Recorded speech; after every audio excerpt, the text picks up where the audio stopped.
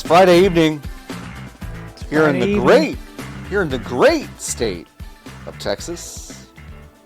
It's fun to be able to do that when we don't have some. It is pretty good. With some Californian that's not on the show. I loved going to an Astros game and bringing on one of my roommates who's from Virginia. Mm-hmm. And when Deep in the Heart of Texas started with no warning, that was confusing for her. Yeah. Yep. What are we clapping for? What's happening? Everyone knows the song. Is everyone about to turn on me? What's happening? Literally. It's like, yeah, we are. You're about to get Midsommar. You better like Houston real quick.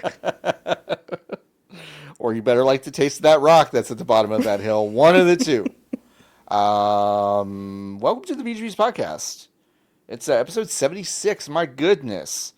76 years we've been doing this. Closing in on that centennial. Closing in on that centennial. I didn't realize until sometime a little bit earlier this year that next year is the 250 for America. Yeah. Oof. Rough 250, huh? Will we make it? I don't know if we'll make it. Was there a good... We'll start with... Hi, I'm John Warren. I'm one of your hosts. With me is, of course, Lotus. Hello, Lotus. Hello. I think my throat clear made it into the video version, and we're just all going to have to live with it. I might live with it. I was going to say something about it, but I was like, you know what? We're just going to keep trucking. It's fine. Was there a good year for America? We have the blimps. The blimps. The Goodyear blimps. Goodyear blimps. So, yeah. Okay, so was there a good year? Yes, the blimps. There's no other good year that we could have had. That's about right. Maybe the first one. You think the first year was great? I guess compared to not having one. I guess so. I can't decide if there was a good year. I don't know if there was. Like a solid, what's the best year? The best year is the one that when you were young enough that you knew when a good thing happened, but you don't know about anything else. Yeah. 2015 gay marriage. I remember Kesha posting a Vine about it, and I was like, wow, I love her. Wow. Great. Remember Vine? Now it's coming back. Did you see that? No. Oh, Jack Dorsey's bringing it back for real. I feel like every once in a while that is said, and I just tune it out. The thing is, this, so again, a grain of salt, everyone. I know very little about this. I swear I know more about the things that we're going to talk about this week than this story, okay? But it's Jack Dorsey, but he's banning AI content. That'd be nice. And I was like, okay. You had one good idea in the past decade. So that's good. Good for you, Jack. Still not gonna. I don't know. It's not gonna do anything. Yeah. They said they're gonna reopen the Vine archive, so a lot of those videos will be like natively available again on that platform, which is also a little bit enticing. Although, like, you can find all of them on TikTok if you just know what to search for. On TikTok, on multiple YouTube. places. Yeah. So I could recreate. Forget AI. Jack me into the cyberpunk brain dance thing. I could recreate it pixel for pixel. Some of them. Macaroni and cheese. How's your week? What'd you do? Did you do anything fun? Nothing fun. I feel like all week has been reading successively more deranged gaming news articles. It's been a weird one for that. Varied week. Not There's really a lot. one thing. You thought there would be one thing and it would be the Rockstar thing. It's not. Oh, it's not. It's not. There's so much more to everything that's happened this week.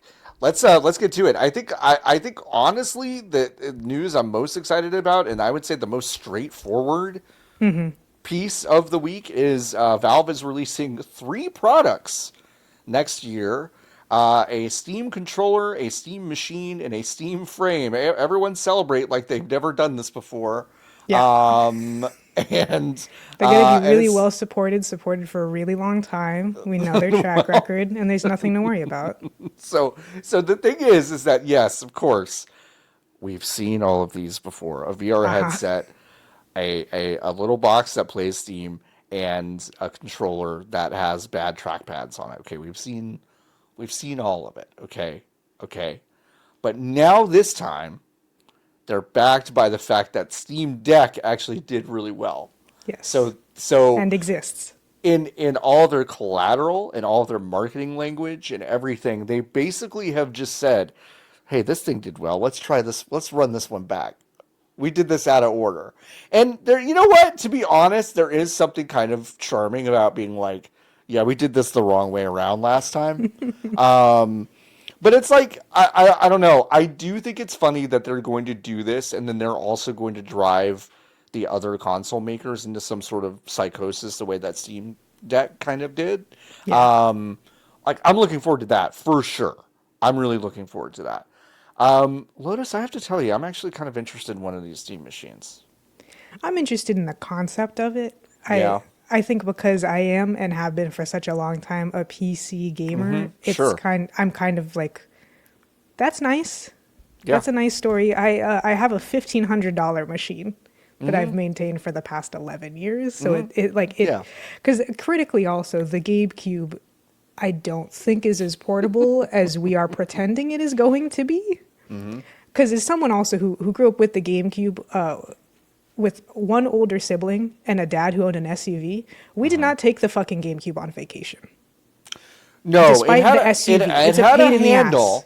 It has had a a handle, but It's it wasn't a thing that I compact. was like, I'm going to throw this in my backpack. I never did that. Yeah, or even like the PS2, which is very Yeah. small. Like, no. So, Yeah. I don't know. It's a nice idea.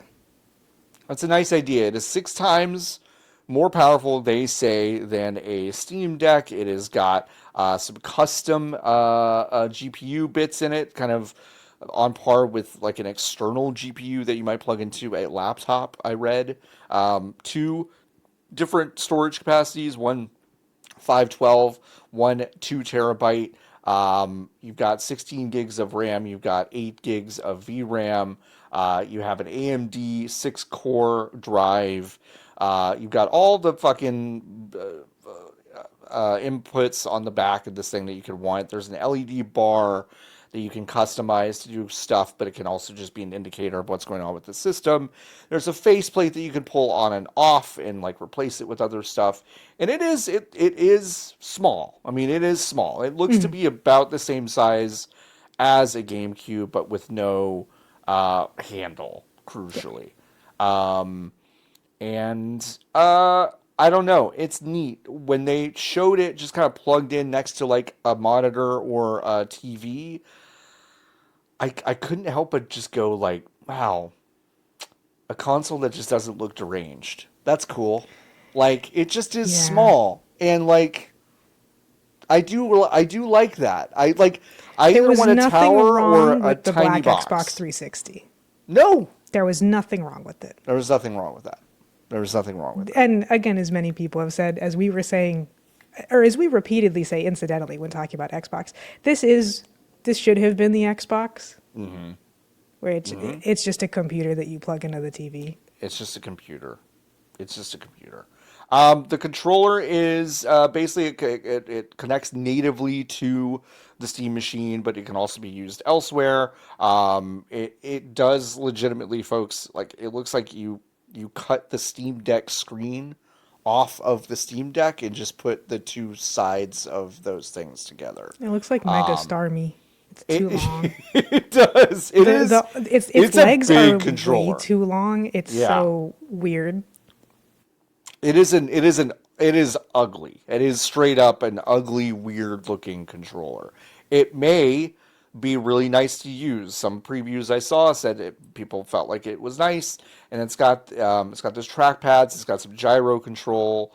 It's got some of that haptic feedback with the trackpads, which if you haven't used a Steam Deck, you don't know this, but like it kind of follows this little vibration pattern, follows your thumb when you're moving across the pad. You can turn that stuff off, but it's like kind of nice to know, where you are on the thing. It's that feedback that's not bad.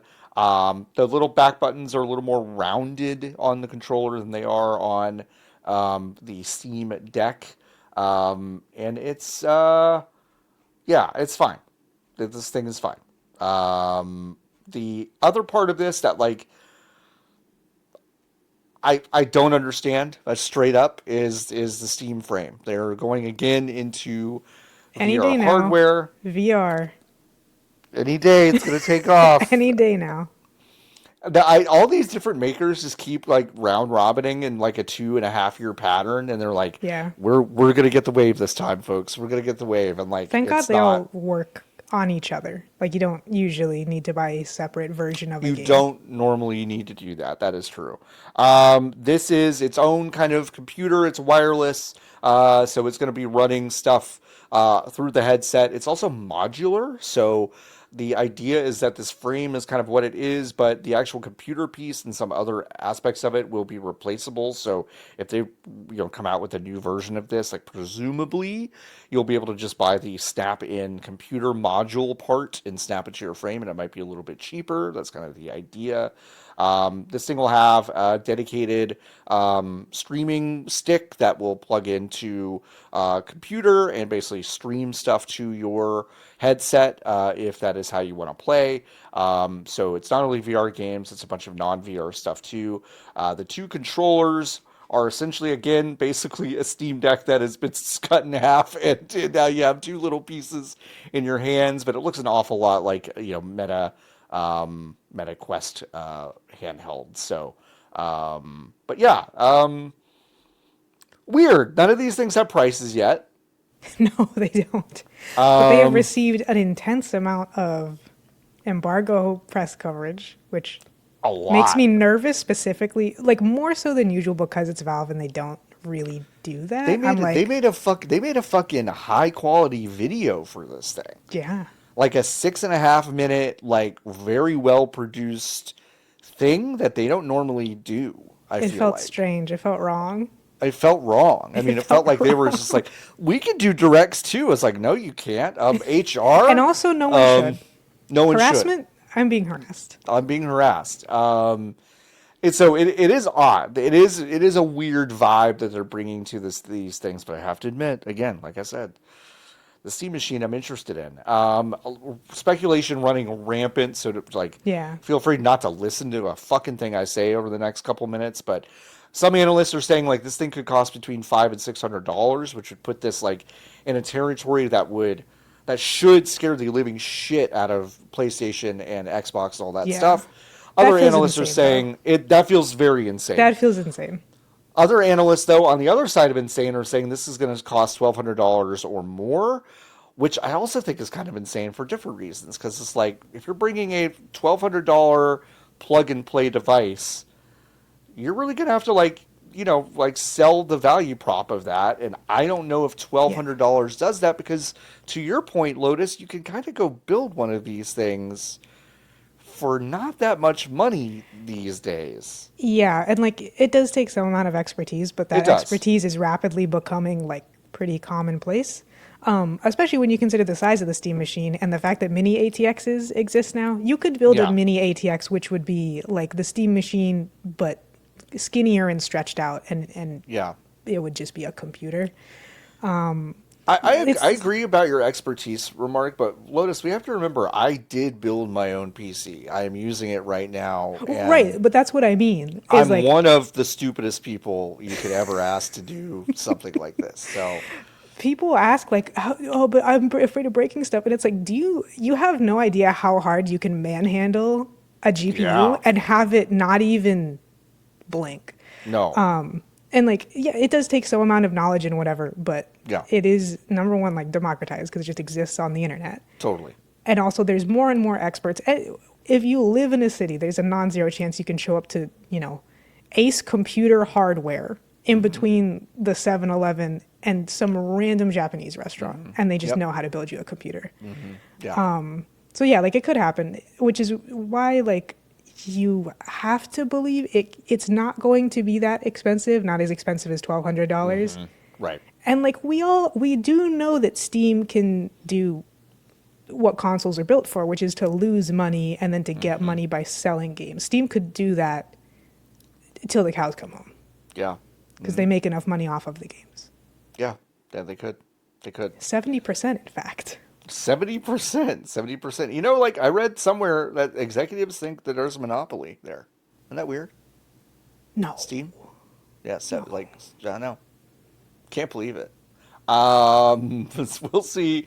We'll see what happens. I still use my Steam Deck. I still use it often.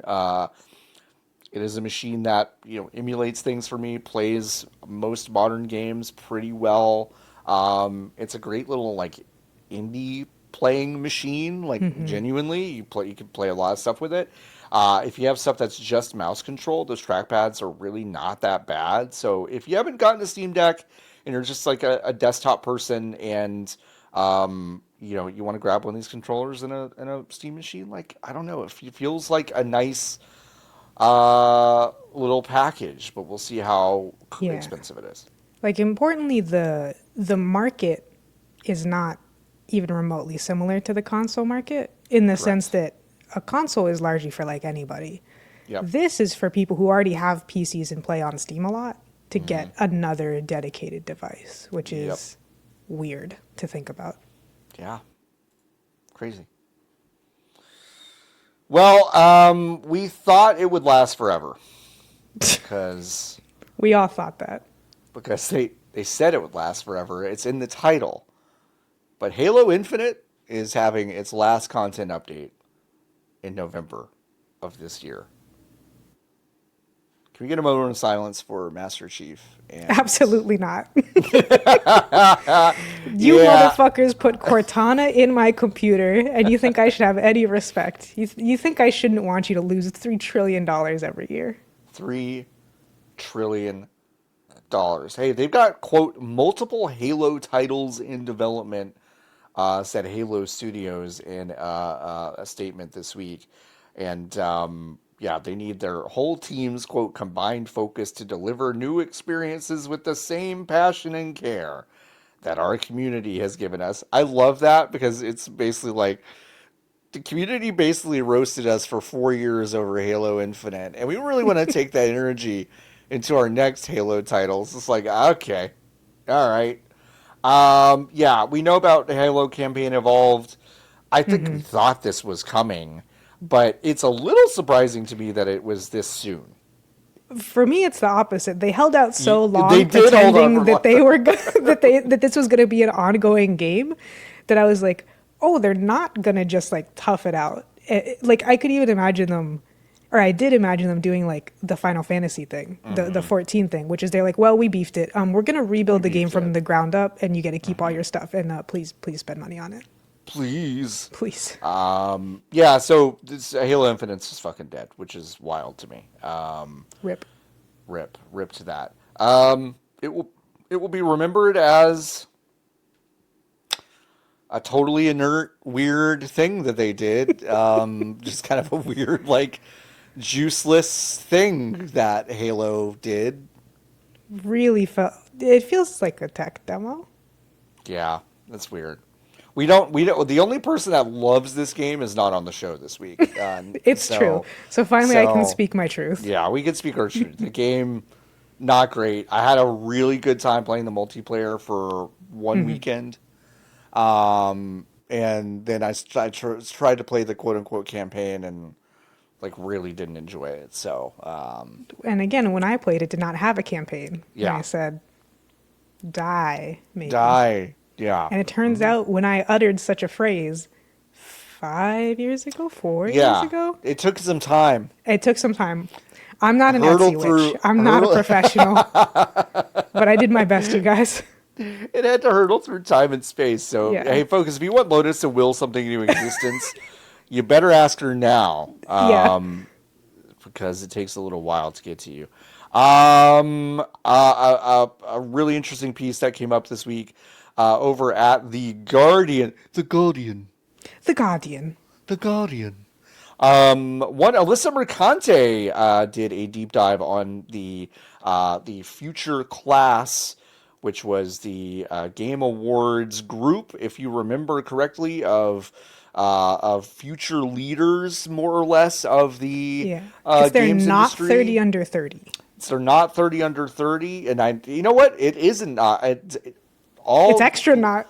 all respect and love to Khalif Adams, it is not a 30 under 30 because that dude is not under 30. I love you, but we know we're both really old. But it was supposed to be a celebration of the, quote, bright, bold, and inclusive future of the industry. A couple of good friends of the show, Natalie Checo and Khalif Adams, were both a part of this group, just as a disclaimer. But, a lot of other people were too. Emma Kidwell, a bunch of other folks. Alyssa Mercante talked to a bunch of them to basically get the lowdown on what it was like to actually attend that event. Because if you don't remember, they basically dropped the whole fucking thing right after it happened. Then there was pressure for them to acknowledge it and actually do something with this thing that they started to build, and then nothing ever came of that. This story is crazy. There was a party that they kind of threw, like a mixer, but then Geoff didn't show up to it, but was having a party in an adjacent room with a bunch of influencers. Which is wild. It's so awful, but it's grimly funny.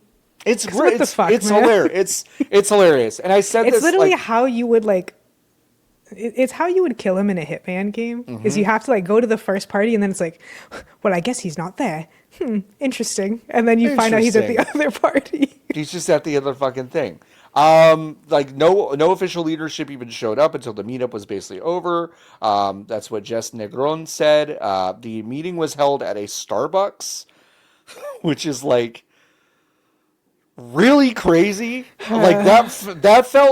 That detail felt so insane to read. Was just we got this group together, our best and brightest. We're just gonna get together at a fucking LA. Not even a bar, not even a privately owned establishment. No, you couldn't get them a private table at Hibachi. Right. I mean, it's fucking incredible. Lotus, Nikki and I reserved a room in LA for fucking weirdo randos we know. We're not putting together a group of best and brightest. You don't look at that room and think that that's the best and brightest. No way. But we still paid the money to do it. And Geoff Keighley can't fucking do that? Well, he can. I mean, he can't. That's the problem. We know. You know. I know. We all know. He doesn't fucking care. He doesn't fucking care. He doesn't fucking care. He doesn't fucking care. Can you imagine? But what do you think this was? What do you think this was then? Was this someone in his PR team going, I think this is a good idea, you should do it? And then 100%. And then basically he was just yeah, I told you this was bullshit. And then I think he wanted to do a 30 under 30 and they said, well, we don't want to just do 30 under 30 because they do have games people on there as well. So it's kind of make it our own thing, future class, blah, blah, blah. And it'll be diverse and inclusive and whatever. And it's okay, whatever. That that has a legitimizing factor. Right. To the programming. Yeah. Unbelievable. I like it. Not only that, but they've removed the future class page from the website. So, even if you were, let's say, excited about this accomplishment, wanted to put it on your resume, whatever, there's really no evidence you're ever part of it because they've taken all that stuff down. It's just a lot of really weird shit. And I think the thing that I will say, of course, the elephant in the room that that I think I speak for all of us when I say this is not surprising to me. Okay? And I don't and I also want to take the slightly non-cynical stance and say it is a shame that this happened this way. I wish that it was a notch, a soupçon of evidence that there is a soul within the weird haunted dummy body of Geoff Keighley. But I don't know that there is. I don't know if there is light behind those eyes. I don't know what's happening. But I thought this might be an expression of something there, and it's not. So I do feel bad about that. But I also am anybody could tell you that this is who this guy is. And this is just another really, really, really clear example of exactly who he is and why maybe we shouldn't just Ironically speaking, as someone that like live streams, co-streams it every fucking year. But maybe we shouldn't just like totally uncritically just, I don't know, give this guy the floor, the ability to be the You co-stream spokesperson of it, but gaming. we do very little but criticize him and the programming. We're not very nice the whole time. That is very true. Yeah, no, no, I've said no. some of the meaner things I've ever said on that program. Absolutely, absolutely. And we were, And I you know stand what? by it. He Hey, you should know be what? faced by dogs. And folks, we're gonna do it again. And Don't we're worry. probably gonna do it again. But like it is one of those things that deeply frustrates me. I do feel bad for that group. I do feel bad for people that had kind of that more of a pit of hope in them that this was going to be some sort of move towards something that legitimizes the craft and the people that make games more so than the unbelievable commerce of the whole thing. And of course, that's just another failure. So That's fair. That's your I know. less cynical take. I know. As the other person on this program, Please. I do feel bad. I feel bad that this happened to anybody involved. However, if you thought that this was a real thing, I do kind of think that you're a rube. Like, I'm sorry. I'm sorry that the industry has squashed what hope you might have had. But by the year of our Lord 2020 or whatever, and then again in 2023, I feel like it's not realistic. I feel like it's kind of out of touch with reality to believe that Geoff Keighley and his program cared at all. Definitely. I mean, and I think what is interesting is that I think I can't quantify how many, but like I do believe many people who were actually lumped in this first group probably do know better, and they just were excited to Yeah.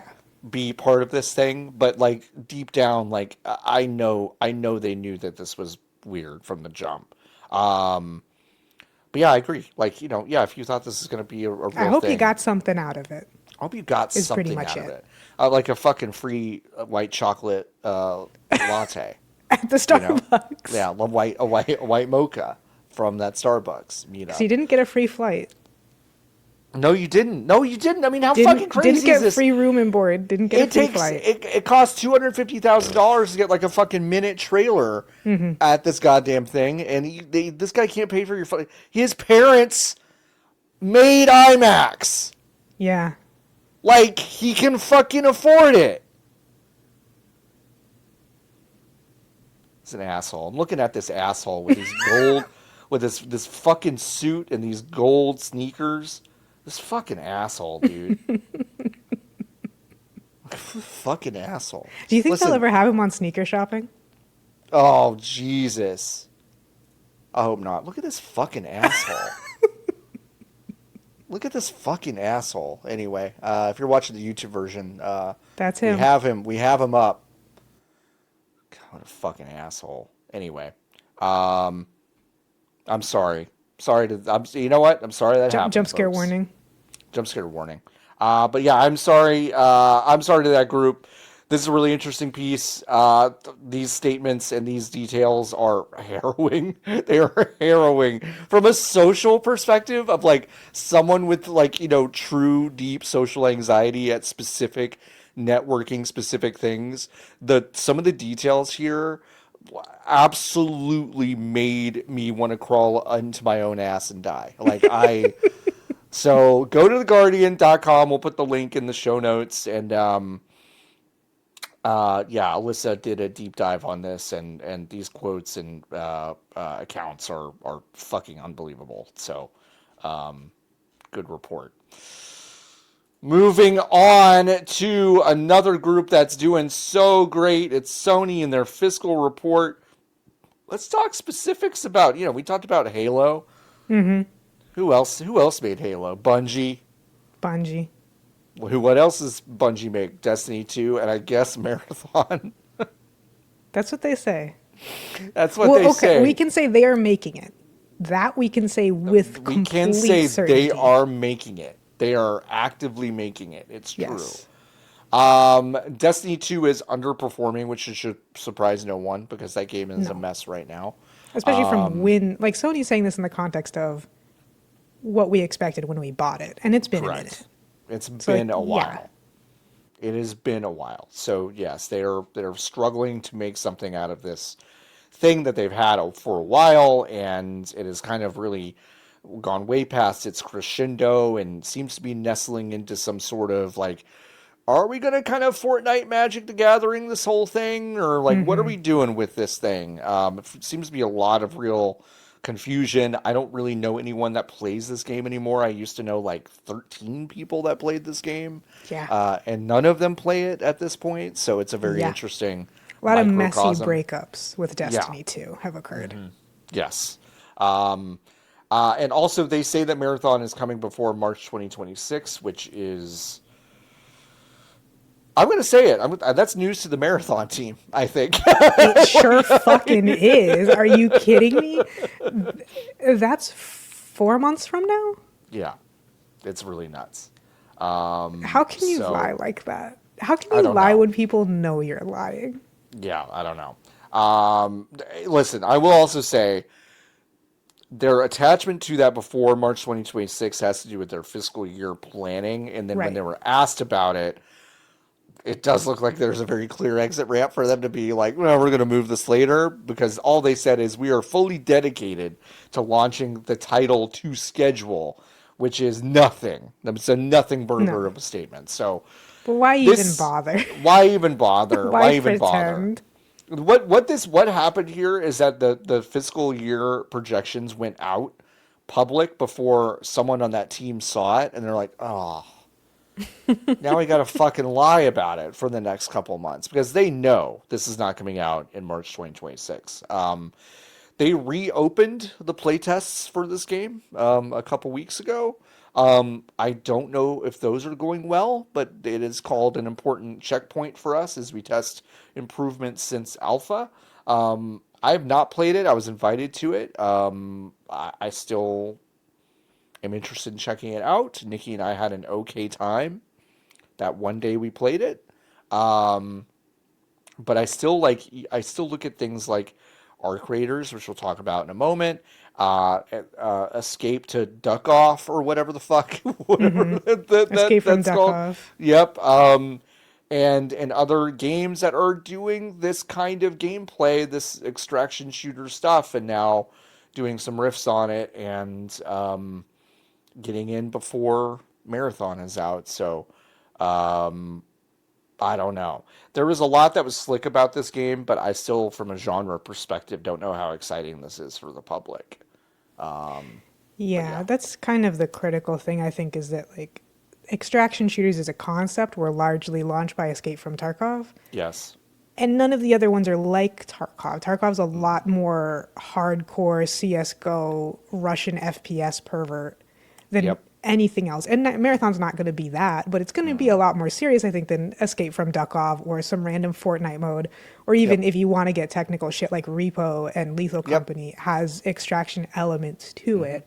And then obviously it's going to be a lot bigger and grander and AAA-er than anything else. So like it has that going for it, but they are moving in untested waters in a way that is kind of interesting. Like that they actually the idea that Sony would ever greenlight this right now feels crazy compared to yeah. especially the rest of their bland as shit live service multiplayer plans, like a Horizon MMO set in Oh, Arizona called Steel Frontiers because they just can't stop, John. they can't Frontiers, stop. Pioneers, Manifest Destiny, etc.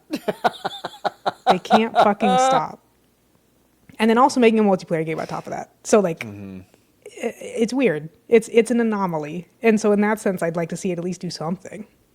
I would too, except that the thing is that like I think this game, when it was first kind of teased, and then there's a really slick, if you haven't watched it, you should, like 9 minute cinematic trailer thing for it that I thought was really striking.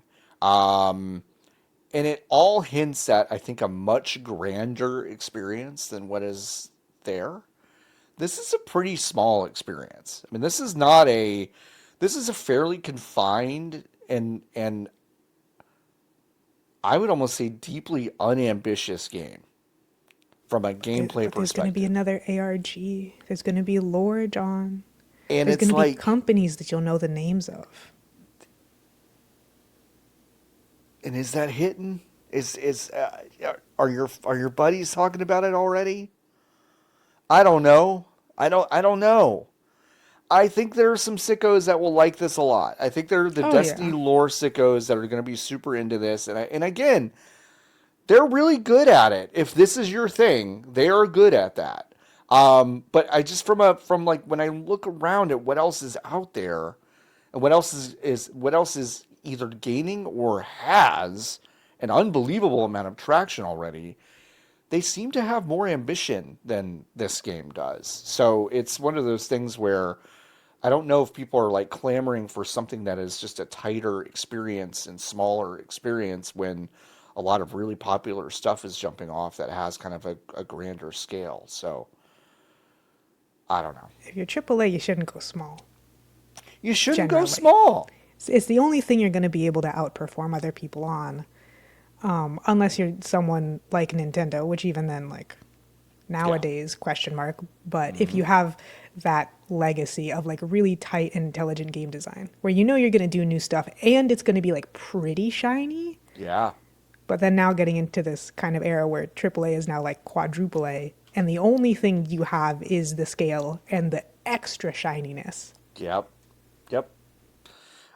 They also said, Sony said that, quote, although performance varies by title, our live service games overall accounted for more than 40% of our first party software revenue, similar to the previous quarter, and are a recurring source of revenue. Wow. 40%, huh? Yeah. Crazy. Ghost of Yote also sold 3.3 million units as of November 2nd, which is a huge hit for them. That Yeah. is a huge hit. That's like the exact hit rate that they want to have with like a That is single player it. title. That is the exact number that they wrote in the spreadsheet. And they Yep. said, great, we did it, We folks. fucking did it, Now folks. let's Yeah. hit 5. Yeah, they nailed it. And it's like, for all the shit I can give Sony and for all the kind of like unambitious single player shit that they continue to make and pump out, people keep buying it. People keep People keep buying that buying stuff. it, and they're going to buy it for So a hot minute. they're going to buy it for a hot minute. Another game that people are buying for a hot minute recently is Arc Raiders, which that's a Nexon joint. And folks, the big controversy, of course, with this extraction shooter group, I don't even know what I would call it. Uh, Whatever you call it. I guess it's an extraction Yeah, shooter you know. ish. Um, is that they're using AI for a bunch of shit, for voices specifically. And this has been Maybe other stuff. maybe other Their stuff. It's a disclosures little are unclear. extremely vague.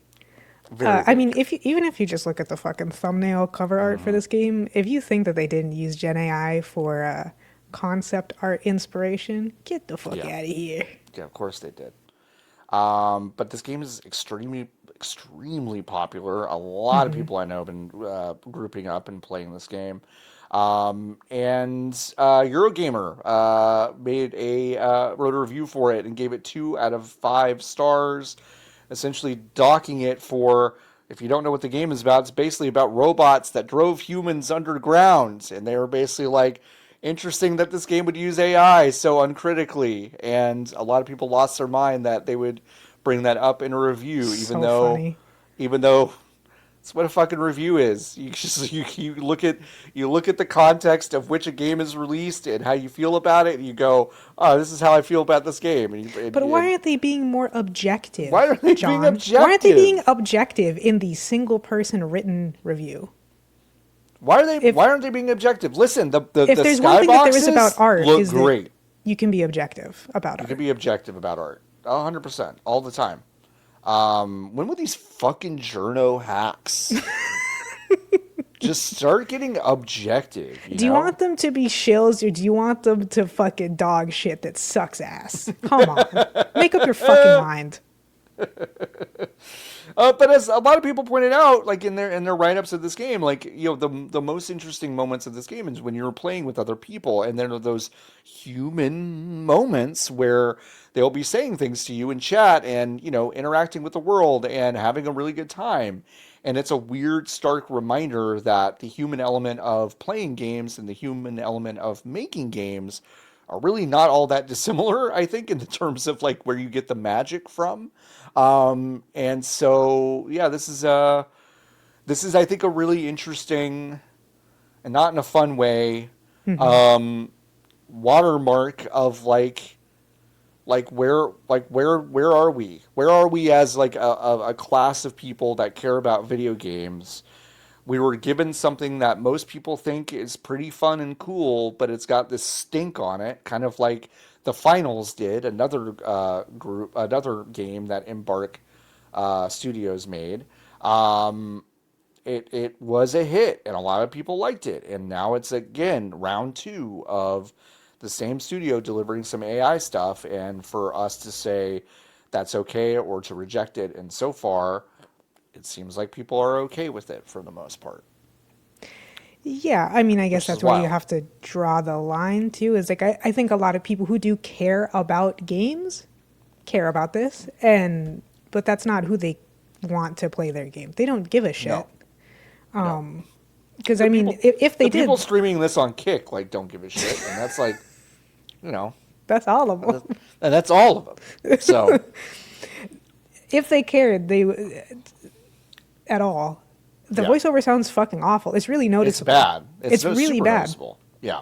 And so it's just like, we need to have voice so people who do not care about games can know that it has voices, which is when something becomes legitimate, is when it has bad voice acting.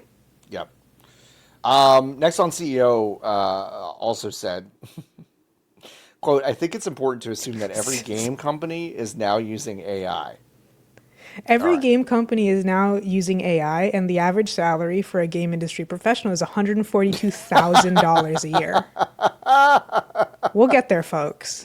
We'll get there, folks. It is business people who, at a base level in your core, as a human being, you have to revile. He thinks that that's a normal thing to say, and I think that guy really believes that, because you can't be a business person at a CEO level and have that deep-seated human instinct to just hate all of these stupid motherfuckers. You can't get there. You can't have that job. You can't hold that job for a long time without blowing your fucking brains out. Yeah. So I think that he thinks that. He's a complete and total idiot, of course, and that's not even remotely true. But wow. No, it's not. And I want to say this. Like, I do think a lot of companies do use. Let me say this. I think a lot of companies have people who work there that use AI tools to do things at work. Okay. Yes. That is something that I would say a lot of. I won't say all of them. I definitely won't say all of them, because I know that shit ain't true. But a lot of them, I do think that is true, because your run of the mill, I hate to use that phrase, but your run of the mill 48-year-old engineer doesn't have these politics and is going to like use this shit and do it or whatever. But I think what he is saying, what Nexon CEO is saying, is that from an institutional level, game companies are all using, which is not remotely true. Not even close to true.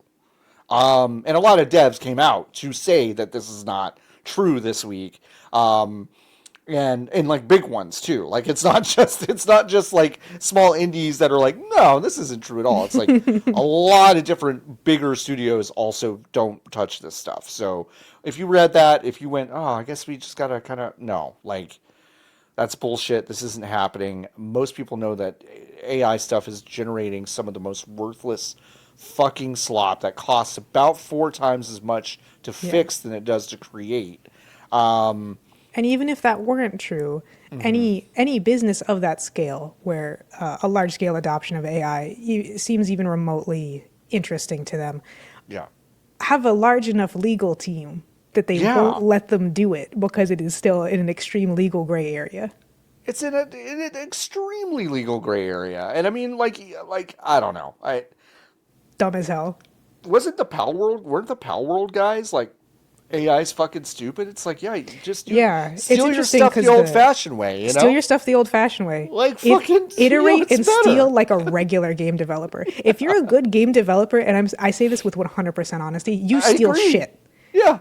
Game development is about stealing things. Making art is about stealing. It's true. And it's interesting in particular with Power World because they got so much shit because they use Gen AI. Why? Well, because I don't like them because they stole Pokemon. Because I don't like them. And then like the CEO of Pocket Pair did have like statements of liking AI stuff and being really interested, and I think they made 1 or 2 AI focused games. Yeah. So like they tried it out, especially in the environment of like 5 years ago where general public opinion was a little softer, and they went, man, this shit is bogus. This shit's fucking whack. They officially dropped it, which I think is so funny. Which is super funny. And it's like, it's true. It's like everyone is waiting for this shit to turn some sort of magical corner. And it doesn't even matter, but it's also not coming. So I think it is important for us to continue to bang this drum, and I like that. I like that Eurogamer review. I think it's pretty good and brings up a lot of good points. If you're gonna review stuff, if you're gonna be a critic, then be a goddamn critic. Be a fucking critic. And I respect the hell out of that. Absolutely. All right, let's move on to a game that I am quite interested in, but boy, this was had rough. A really weird Man, I was confused. Week. I also agree. I want you to tell me more about this because you paid really close attention to this, but this is about Ambrosia Sky. I paid close attention because I was fucking confused, John. Right. No, I get it. Because I also didn't know this until you started to like post about it, and I was like, what? But Ambrosia Sky it's an indie narrative focused, basically like power wash simulator. It's like an ImSim. It's very it's hard not to look at it and think about Prey from 2017 from Arcane. Which is great. A great comparison, a great game. Yes. Yeah. Extremely flattering. Yeah. So yeah, this game, the word isn't like hype going into it, but I think a lot of people who do play like indie and AA games like got this on their radar from either a PC gaming show or a future game show, I want to say. It's just one of those things. There was a preview event too that was really glowing. A lot of people played it and were like, ooh, like keep an eye on this. But yeah. Yeah, it just kind of nestled in a lot of people's brains. I think of like, oh yeah, I got to remember to like check that out. Yeah. Which I did the same thing. I get my email from my Steam wish list that this game has come out. Ambrosia Sky is now available on Steam. I go, great. I go to the website, and the little thumbnail that shows up, just above the review says Ambrosia Sky, and it now has a little yellow tab on the key art. And the key art's like a little more zoomed out than before. And the little yellow tab says Act 1. And I was like, huh? I don't remember that. Scroll, read the description. There's no mention of an Act 1. And I'm like, okay, I don't know how I missed. I haven't been following this game that closely, but I don't know how I missed this. I look at the community news. There's no mention of it. And so I'm like, what happened? I put my fingers in the dirt. Something happened here. Something happened here and I don't know what it is. So I was like in a very quick mini rabbit hole that led nowhere, but was eventually answered. I saw the number one Steam discussion was someone saying, what does that mean? What is an Act 1? Or is it just one act? Is that the name? Like someone being generally pretty polite, especially for Steam discussions. And this was all the way from like October 16th, I think. Yeah. No, I'm sorry. This was from October 30th. After like looking back, I found what I think is the first public mention of it being Act 1, which was a gameplay trailer released on October 16th. Right. Critically, it doesn't open by saying hello, welcome to Ambrosia Sky Act 1. Yeah. All the way at the end of the trailer, the narrator mentions it, and then the little Act 1 tab appears for, I think, the first time. Go to the Steam discussions, October 30th. Someone goes, huh? They get an answer next day that is very vague, but it is it's like, oh, there's going to be other acts, but we don't know how many or when they're going to come out or if they're going to cost any money. But like Act 1 is going to be a contained game. It's like, well, that wasn't I knew that. If it wasn't going to be a contained game, it would be in early access. Full answer comes November 11th. This game came out on November 10th, which is why I was so confused. I go to look at this game with the intent to purchase it. I can't find any information. I was like, what the fuck is going on? It wasn't until the next day that all these answers come out. Answer gets posted in the thread. The game is going to have 3 acts, probably. They don't want to charge for anything past the first one, but they might have to if the game is not well enough supported, which totally makes sense. Okay. You know, that's how it goes. Okay. Act 1, self-contained, finished. It's going to need improvements, and they're going to improve it when the other acts come out. And I'm like, okay. Okay.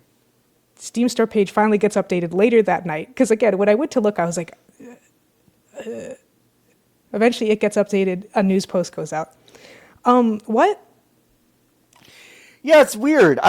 This is a new one for me. Like, I don't remember this happening with. Not this way, not this timing. Way. There's been plenty of times where a dev has an Act 1, Chapter 1 early access and shit goes off the rails. Yeah. This is like kind of a unique scenario that mostly feels like communication. Yeah. It does to me too. And I mean, like, when this preview cycle did really well, and you're internally there going, all right, well, we've kind of talked about the plan, and we've talked about the plan being that, like, you know, if Act 1 doesn't pop off, then yeah, we might have to do this other stuff. But we also haven't told anyone that's just Act 1, and we were kind of hoping we wouldn't have to. But you know what? This preview cycle went really well. Now would be a good opportunity to, like, communicate pretty clearly. And they just didn't do that. Just lie. You could lie. You could lie. I gotta be honest. Out of the options, you could just lie. Game development, very difficult. Having the little white lie of saying this is what we could do, we put it on a cliffhanger on purpose, and we would like, you know, you wouldn't call it Chapter 2, the epic DLC adventure. We would like for it to be a free update. Sure. But it will depend on how the game goes. Just fucking lie. It's not Act 1. It's the game. But we want to do DLC. Just fucking lie. Hey, folks. BioShock Infinite did this. like, you didn't understand what happened in BioShock Infinite unless you also got the fucking DLC for it. Like, it's like, it's not crazy to just kind of lie and be like, well, by the way, later there's a new thing, and it's lying is better than doing this. I think so. I agree. Because it adds a weird seed of distrust. Yes, between this can't happen. This can't happen. It kind of doesn't matter why or where or how or who it happened by. This kind of just can't happen. Especially knowing that, like, you and I can get a little salty bones. Sure. But we don't compare unfavorably to 85% of the people who are trying to buy and play your game on Steam, on store.steampowered.com. No. So, like, No. Odd. No. Very odd. Very, very odd. I'm still kind of interested in this game, but it's also it still looks interesting. What a strange little chunk of I don't know. I'm not going to say bad will, but just kind of anti-goodwill, if that makes sense. It's just kind of like, what is this? What is happening? Very weird. There is a new indie game awards coming, award show coming, which is super exciting. And these the nominations are open now, right? You can see the spreadsheet. Yeah, the nominees are live. We have a little website and a little spreadsheet. This is by the 6-1 Indie guys, who are pretty cool. Ooh. I believe they've done one of these already. I don't know if it's been 2. I want to say only 1. I know they did last year, right? I can't remember if they did the year before. Yes. I think that was the first one. Okay, that makes sense. And yeah, those nominees are live right now. I'm looking at them. There's really cool categories, by the way. So achievement and accessibility, of course, like jumps out. But there's also an African Indie Award, which is really exciting. That's really fun. Yeah, I think it's South Africa specifically. Yeah, specifically. And then there's a bite-sized category, which is really cute. Yes. Black voices in gaming, which is great. Um, and then, of course, Game of the Year, which is And also Claire Obscure is here for some reason. Claire Obscure. I did see this. Claire Obscure is I here think for someone might have. debut I game. think someone might have drank the Kool-Aid a little too much because like 100 fucking people worked on that game. No, Lotus, you and I have talked about this 100 times. I know, and I am know, I so know. tired of you spreading the lie that more than 33 people worked on this game. It was 33 people. It sold 3.3 million copies In 33 in days. 33 days. Sacre bleu. We've talked about this enough. Speaking of Sacre Bleu, they do misspell it every time, which is hilarious to me. They do use the American English spelling of obscure instead of obscure. Obscure. But yeah, boy. I have such mixed feelings about this kind of showcase because I like 6-1 Indie and I like what they do. Yeah. But at the same time, you can't help but look at an award show. An award show is never going to be perfect, and you can't help but look at an award show, particularly when it's supposed to be for indies, but it's very obviously directly based on the Game Awards. Correct.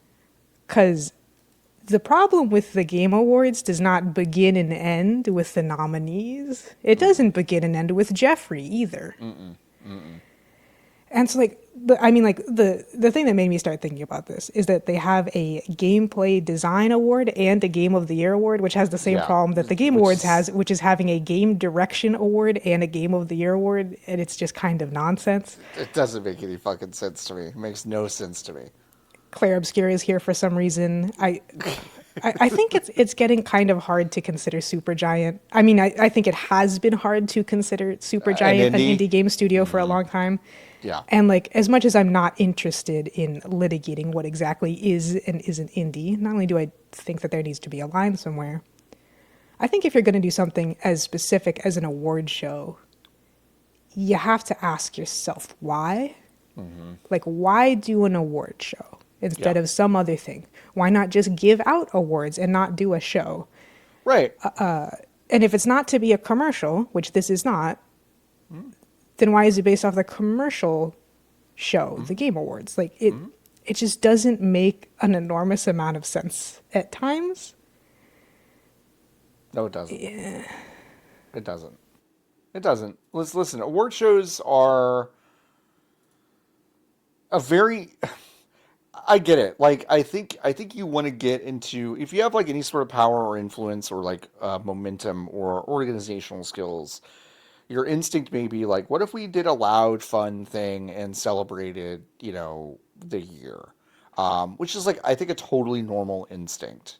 But then when it comes down to it, like the brass tacks of just like actually handing out the awards, I do have this same, like Lotus, I have the same fucking problem. Like looking at these gameplay design nominees, and the Game of the Year nominees, I'm like, why are these different? Why are they? Yeah. They overlap and they're different.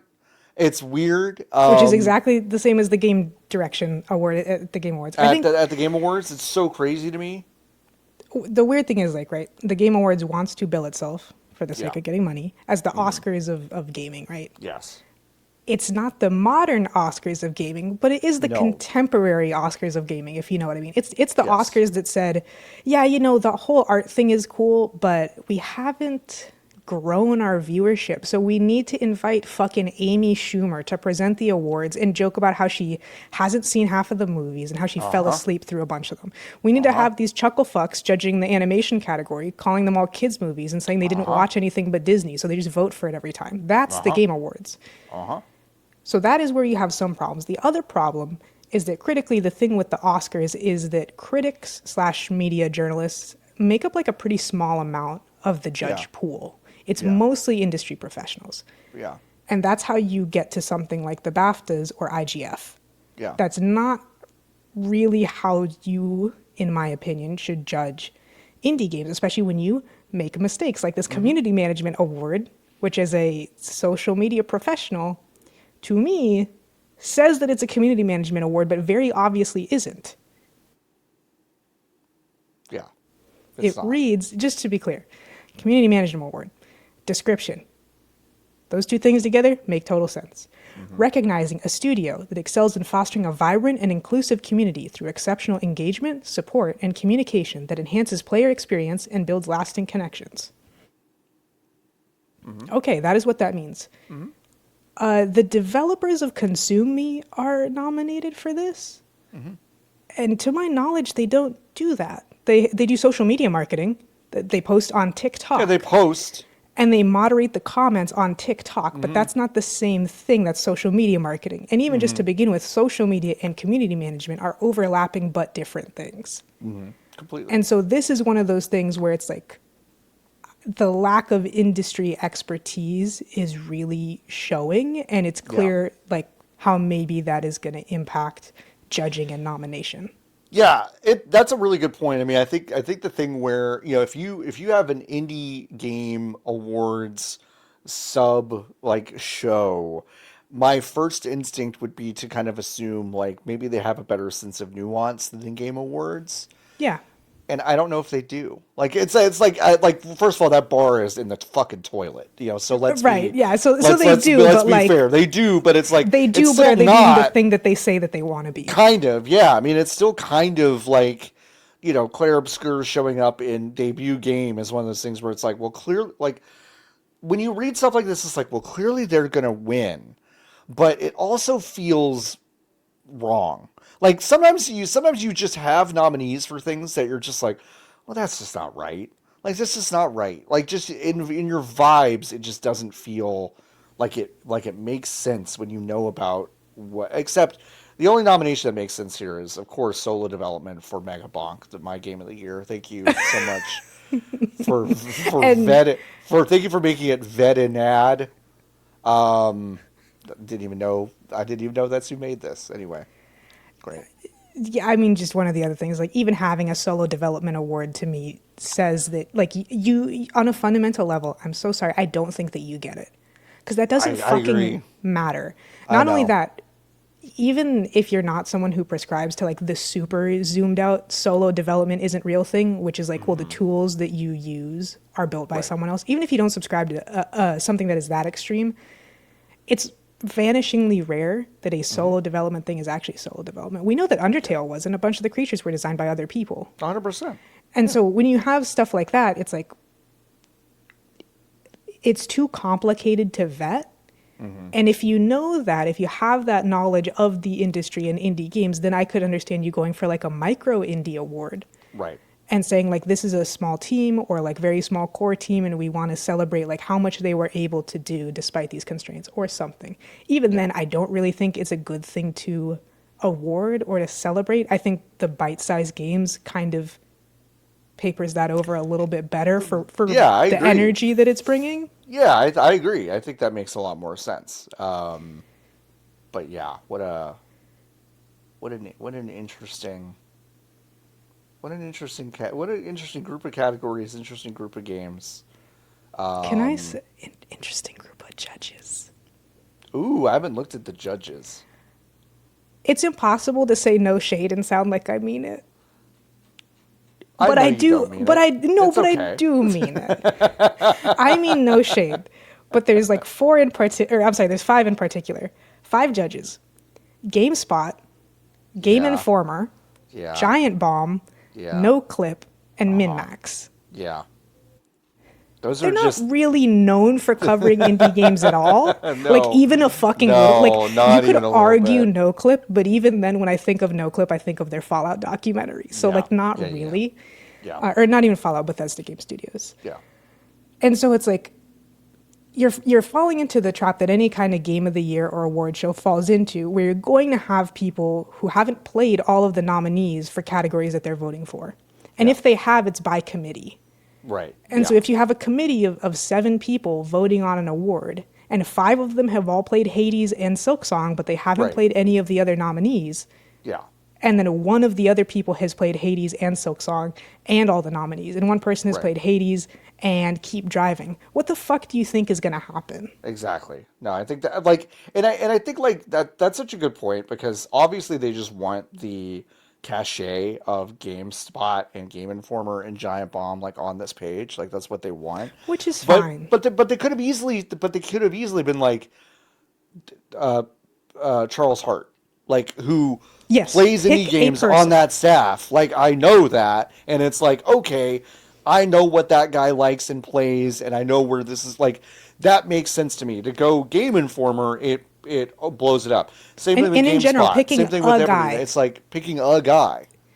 Yeah, and like the thing that doesn't make as much sense here too is right. You have like IGF, which has like 800 gajillion games submitted every single year. Right. And so they kind of do it on purpose, where it's like we have 800 gajillion games. We also have 800 gajillion judges and jury because we know, especially because they solve for game developers, right, who have the experience. We know that none of you have the time to play a significant amount of these. So it's like, are you a game developer? Are you committing to play a whole bunch of games and like be active and talk about them and stuff? Yeah? Great. Where in this, you have such small categories that if someone hasn't played even a single nominee, it really sticks out. But it's still enough games that you can't reasonably ask, hey, Giant Bomb, I know you've played like probably, 15 of these, but we have 50 nominees. Are you going to have time to play the rest of them? Well, no, of course they fucking aren't. No one has that kind of time. No, yeah. So it's just bizarre in a lot of different ways. And it is. It'll be fine. We already know who's going to win in every category. That's probably true. Yeah, looking at these, there's a pretty clear standout in most of them. So, yeah. Yeah, you would want to like, and to go back to the thing about like the expertise, right? Is if someone saw the Oscars, the film Oscars, and was like, I want to make a more indie focused Oscars or an Oscars that really cares about the art because they've lost it, you would introduce a lot of new technical categories. Like, you would put more attention on stunts and effects and makeup, and you would allow those awards that already exist to like have actual screen time instead of being relegated to the commercials. Right. But because you're going for an award show that is like the contemporary Oscars, and because you're going for a critic class instead of a class with actual expertise, you can't do that. You can't have an animation category like the BAFTAs has because you don't know how to judge that. No, like at all. So it's nice to have some of these categories, but like it's just the Game Awards again. It feels like someone watched the Game Awards and said, well, the games I like aren't there, and the games I like are never going to win. So I want to do my own thing. It doesn't feel like it actually examined anything that's actually wrong with the Game Awards. Correct, yeah. It just feels like the NIT basketball tournament. Like I was just thinking that. What is that? So every year for March Madness, they get like the top 65 or whatever basketball teams. And the NIT tournament, literally, Lotus, is you're not good enough to make the big tournament. Right. So we just have another tournament, and it's the same thing. It's the same format. It doesn't address anything. It's just like, it could do different things, but it's just like, what if... But West Virginia State wasn't in this tournament. Let's put them in this little one, you know? And that's kind of how it feels to me. The only difference between this is that, and this I do think is interesting, you know, Hollow Knight Silksong and fucking Claire Obscure, that will absolutely fucking clean up Game Awards as well as this show. Right. And so, that's where, like, as an individual thing, you can put your thumb on the scale and you can just straight up say, well, they're going to be represented there, so we're just not going to put them here. We don't give a shit. Yeah. If the Australia New Zealand Game Award goes to Mars First Logistics instead of Hollow Knight Silksong, I will eat my hat live on TV. Like, I will do that, and it'll be great, and I'll be really happy for that team. If it does, you have to ask the question, then why the fuck are they there? Why are they there? Because they are universally accepted and appreciated as the correct version of modern game design. They are how modern games are supposed to be made. Right. So why the fuck are they here? They're going to be in the other shows. Who cares? They're going to be in the other one. Yeah, it's true. You don't need to cry for legitimacy, especially when you're the only person who can do this. Mm-hmm. Mm-hmm. The show's on December 18th. It's the same day as the Steam Winter Sale. So Yeah, that stuck out of my brain. That's smart. That's funny. That's smart. It's really funny. It's true. This is a recurring segment, folks. We're opening gamesindustry.biz and reading an article from it. This one called GDC Survey. Average salary for U.S. games professionals was $142,000 in 2025. Lies of fairy tales. Lies. And this is a GDC report. It's a and GDC this is report. Something that I bang on about, which is that like GDC is the name. They do a lot of these really large industry reports. They're also you should read them all like they are fake. Yeah. And lies and fairy tales. Yeah. This one in particular, they only surveyed 562 people. They broke down the numbers by role, and there's no QA and there's no localization / translation if you're not familiar. So it doesn't fucking matter. Well, no community management, I think they would probably be under marketing. Probably. That's how it always was for me. Yeah, I guess so. For comms and socials, I always had to put myself under marketing. I mean, that's where we were like nestled. But there is no QA, there is no localization. You are correct about that. Yeah, which is bonkers. Those would drive down these averages by quite a bit. Even if we pretend like they're showing the average and not the median, very telling. But either way, those would tank the fuck out of these numbers. Tank the fuck, yeah.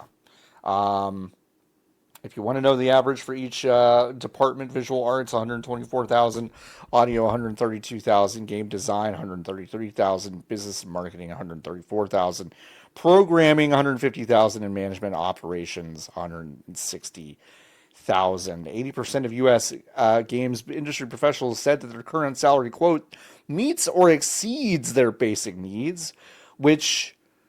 $124,000 in Los Angeles? What do you mean it meets your basic needs? You know what? To be honest, Lotus, the number I would have to get to, to talk into a microphone and say it exceeds my needs, would be pretty high. I feel like I feel like that number is. I don't know. For me, I think that number is higher than maybe the average person. I don't know. It's just like I just don't know that many people who work in games who would say that. I just don't know. You know, I'll allow some of it to being humble and feeling very blessed that you are one of the chosen few who does make that much in this industry. Yeah. Sure, I guess so. One of these 562 people who makes on average $142,000. Yeah. One of the crazier things that's kind of buried in here, GDC noted that the current gender pay gap in the United States is around 15%. So women make 15% less than men. Correct. The survey found that women earn 24% less than in gaming. That just kind of burying the lead there, huh? 9% doesn't sound like a lot, but in this context, that's big, unbelievable. That's a gulf. That's a big difference. That is like going back to the early 2000s. Mm-hmm. Yes, maybe late 90s. Mm-hmm. That's nuts. And forget people of color in this fucking survey. Forget it. 27% less. 27% less, which is crazy. So, yeah, GDC, it is really funny. They're just kind of sneaking in. It's like, by the way, we just want to tell you that the pay gap is 15%, but this is what they told us for this. Just a quick little, elbow from... Sophie McAvoy. You know what, Sophie? Good job. Honestly, for that. There's a lot of people at gamesindustry.biz. They have to write the business shit that feels kind of fake and they don't care about, but they will swing. Sophie, good job. They'll throw some swings in there. You just kind of bumped on in there. It's good. It's a good little addition. But yeah, I hope you enjoyed our continuing segment, gamesindustry.biz, as read by VGBs. Finally, we'll end on this story because it came in hot today. Speaking of the gender pay gap. Yeah, that's right. Yeah, Nintendo no longer feels like Samus Aran can just do her job solo. So they gave her a fucking nerd-ass real Ghostbusters looking fucking Rick Moranis ass He reminds me dipshit. of the love interest for Wednesday Adams and Adams Family Values, the little Oh nerd at the God, camp. yeah, Just awful. 100%, 100%. Uh, yeah, This you is can for go ahead. Metroid Prime 4 Beyond. There was a new preview event that happened. By the way, the preview event, they invited people out to do this. They played it, gave them about 2 hours of the beginning of the game to play. Today, as we were recording, they release a trailer, or I guess it was yesterday, I can't remember. They release a trailer that basically has a bunch of stuff in it that just wasn't in the preview. Just kind of wasn't there at all. So like everyone's preview coverage is kind of augmented by this other trailer that just kind of doesn't really isn't relevant at all to the things that they covered, which I think is very, very funny. Almost like preview events are fucking worthless. It's really weird that people spend any time or energy on them.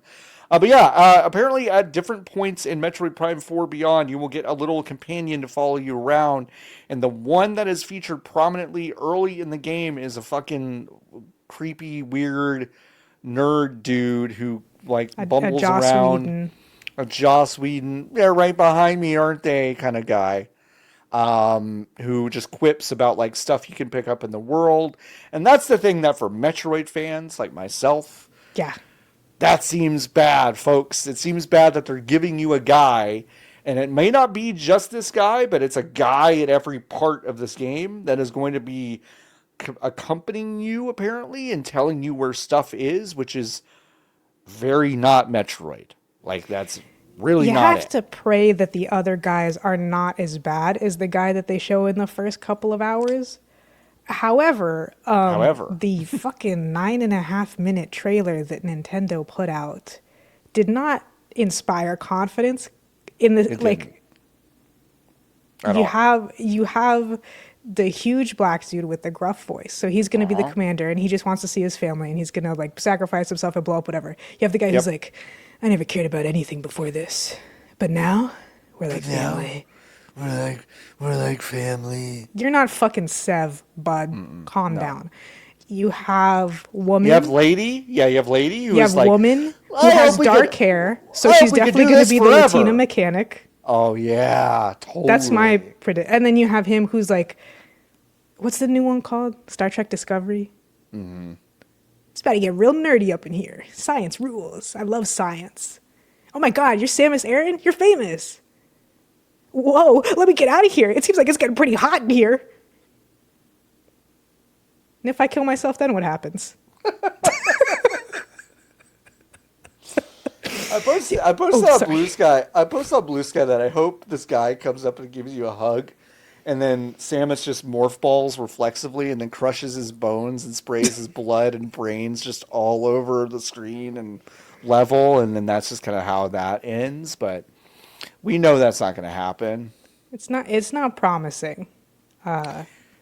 This Even it's game like, looks oh, Samus weird. is annoyed by him. Isn't that funny? Isn't that funny? This game looks weird. This game looks It weird and does not like it like I don't get it, and a lot of the people who played this preview kind of came away from it, I think, feeling the same way of like, I don't. This feels not like Metroid Prime. It feels like another thing. Yeah. Do you remember before VR existed when you would get these games at like Walmart and you plug them into the back of the TV and it has like a Connect thing and you have like a special remote, like a Yes, Star Wars one? this is what that looks like. Is like an Avatar. The world really looks like Avatar, It really, really looks like Avatar. especially that first zone. Yeah, It is odd. it looks odd. Like it is. The thing that Steven Totillo, who did one of those previews, he wrote up a thing about it and was kind of frustrated about the preview event not really being reflective of what they were about to show. He is planting the seed because he came away from Metroid Prime 4 Beyond kind of feeling like he did when he went to go preview Tears of the Kingdom, where they're like, there are some holes in the ground. Don't go over there. Like, don't go down the holes. They're gonna get you stuck or whatever. And it's like, okay, sure, I won't go down the holes. And then it's like, the holes are a third of the game. And it's huge. And we kept it a total fucking secret until the game came out. Which, like, by the way, baller. Like, cool move. Like, I loved that. Like, not knowing that was legitimately very cool. But, he's looking at some of the stuff that he's found where, you find the artifacts, the whole fucking mechanic in this thing are basically psychic powers where you're using your mind to move stuff, which is basically what most Nintendo like physics games are doing right now, or just kind of like moving shit with your mind. And he kind of wonders aloud, because of some of the stuff that he scanned, if there is also a time element to this that makes the game much bigger and weirder. But again, that's speculation, and it's also one of those things where it's like, well, I had this other experience that informed me that Nintendo has been kind of hiding their game content, but really this one just seems kind of weird, and I think that might be it. I don't know if there's anything like kind of hiding behind the weirdness of this game. I think this one might just be weird. But we'll find out soon. It comes out in a few weeks. We'll all know soon. We'll all. Why would you let this happen when Nintendo has such stringent and total control over what it displays early? Like, why would you do that? I don't understand. Even if you pick one or the other, I don't know, do something. Do something. But you showed us the worst guy. Fucking stinks. Yeah. All right, that's it for the news. Oh, well, I will say, fucking 200 and what's the number? 220? I have the 220. 220 Rockstar North employees did sign a letter demanding that their fired colleagues, the 30 to 40 that were fired for, quote, leaking stuff, but really it was basically union busting, be reinstated immediately, which is an interesting development on this one. So, it doesn't seem to be going well for Rockstar over there. No, it doesn't. It doesn't. This doesn't seem to be going away. I'm glad that is happening. I kind of half expected not to get another update about this story this week, but I was pleasantly surprised. And the union, the Independent Workers Union of Great Britain, is still working hard on this. The 200 employees who signed are obviously still very interested in this, and the fired staff that have been at these protests are still very busy stating their case. So yeah, we're going to keep an eye on this one, obviously. But that is a very fascinating wrinkle. I didn't see that this video games chronicle piece about this piece is written by Chris Scullion, who is one of the people who was plagiarized by Philip Mewson over at IGN. Just one of those little, it's one of those little like things I remember, and I'm like, oh, that's that guy. Interesting. Remember when that guy was hired by IGN and did the plagiarism like so fast? He like did a fucking speed run of getting fired from IGN for plagiarism. That was fucking wild. All right, let's talk about stuff that we played this week. Lotus. I'm going to start with myself because you had an emotional experience. You went on a journey. I was DMing you, and I was like, listen. And then like the further I've gotten away from that, I've been like, okay, well, like I could probably calm my ass down just a little bit. But it was fun. It was fun. I went to Meow Wolf in Grapevine, Texas. If you don't know what Meow Wolf is, the best way I can describe it, it is it is a pay to enter Instagram fodder building with a bunch of like modern art installation stuff. It's often called, this kind of thing is like art experiences, not a museum. They're called like an art experience or an installment or some variation thereof. Yes. And so I want to be clear. Meow Wolf, to me, having now been to one, straddles a very fascinating line of kind of being exactly the cringy, goofy Instagram fodder thing that I thought it was, and being actually very impressive that people put a lot of care into these pieces and places. So I kind of went into it thinking it would feel like kind of a cheap theme park, and instead I felt like it was an expensive theme park, Okay. which is kind of like, a little bit of an upgrade, but everyone, I guess, is themed slightly different. Some of them are just kind of straightforward, like kind of like fucking wacky Wonderland. There's a slide in the wall, and Or now it's like a the ball pit, perspective trick ones and Yeah. stuff. So it's a little goofy, but this one was really fascinating. It was like we we bought our tickets and we went to this little area where they let only like one group in every 15 minutes basically, and the guy was this fucking theater kid, this host that's like, hello and welcome to Meow Wolf. I was just kind of doing this bit, and I swear to God, Lotus, for $1 billion, you could not guess what he pulls out and shows to us. I hope it like a mummified hand. Okay. A missing child poster. Because same ballpark. Yeah, same ballpark. What you're supposed to do is the entire interior of this next place is a scaled house, a 2-story house that belongs to a family. And in that family is a little boy, and the little boy is missing. And you were supposed to figure out where and how this boy went missing. And the truth is quite evident.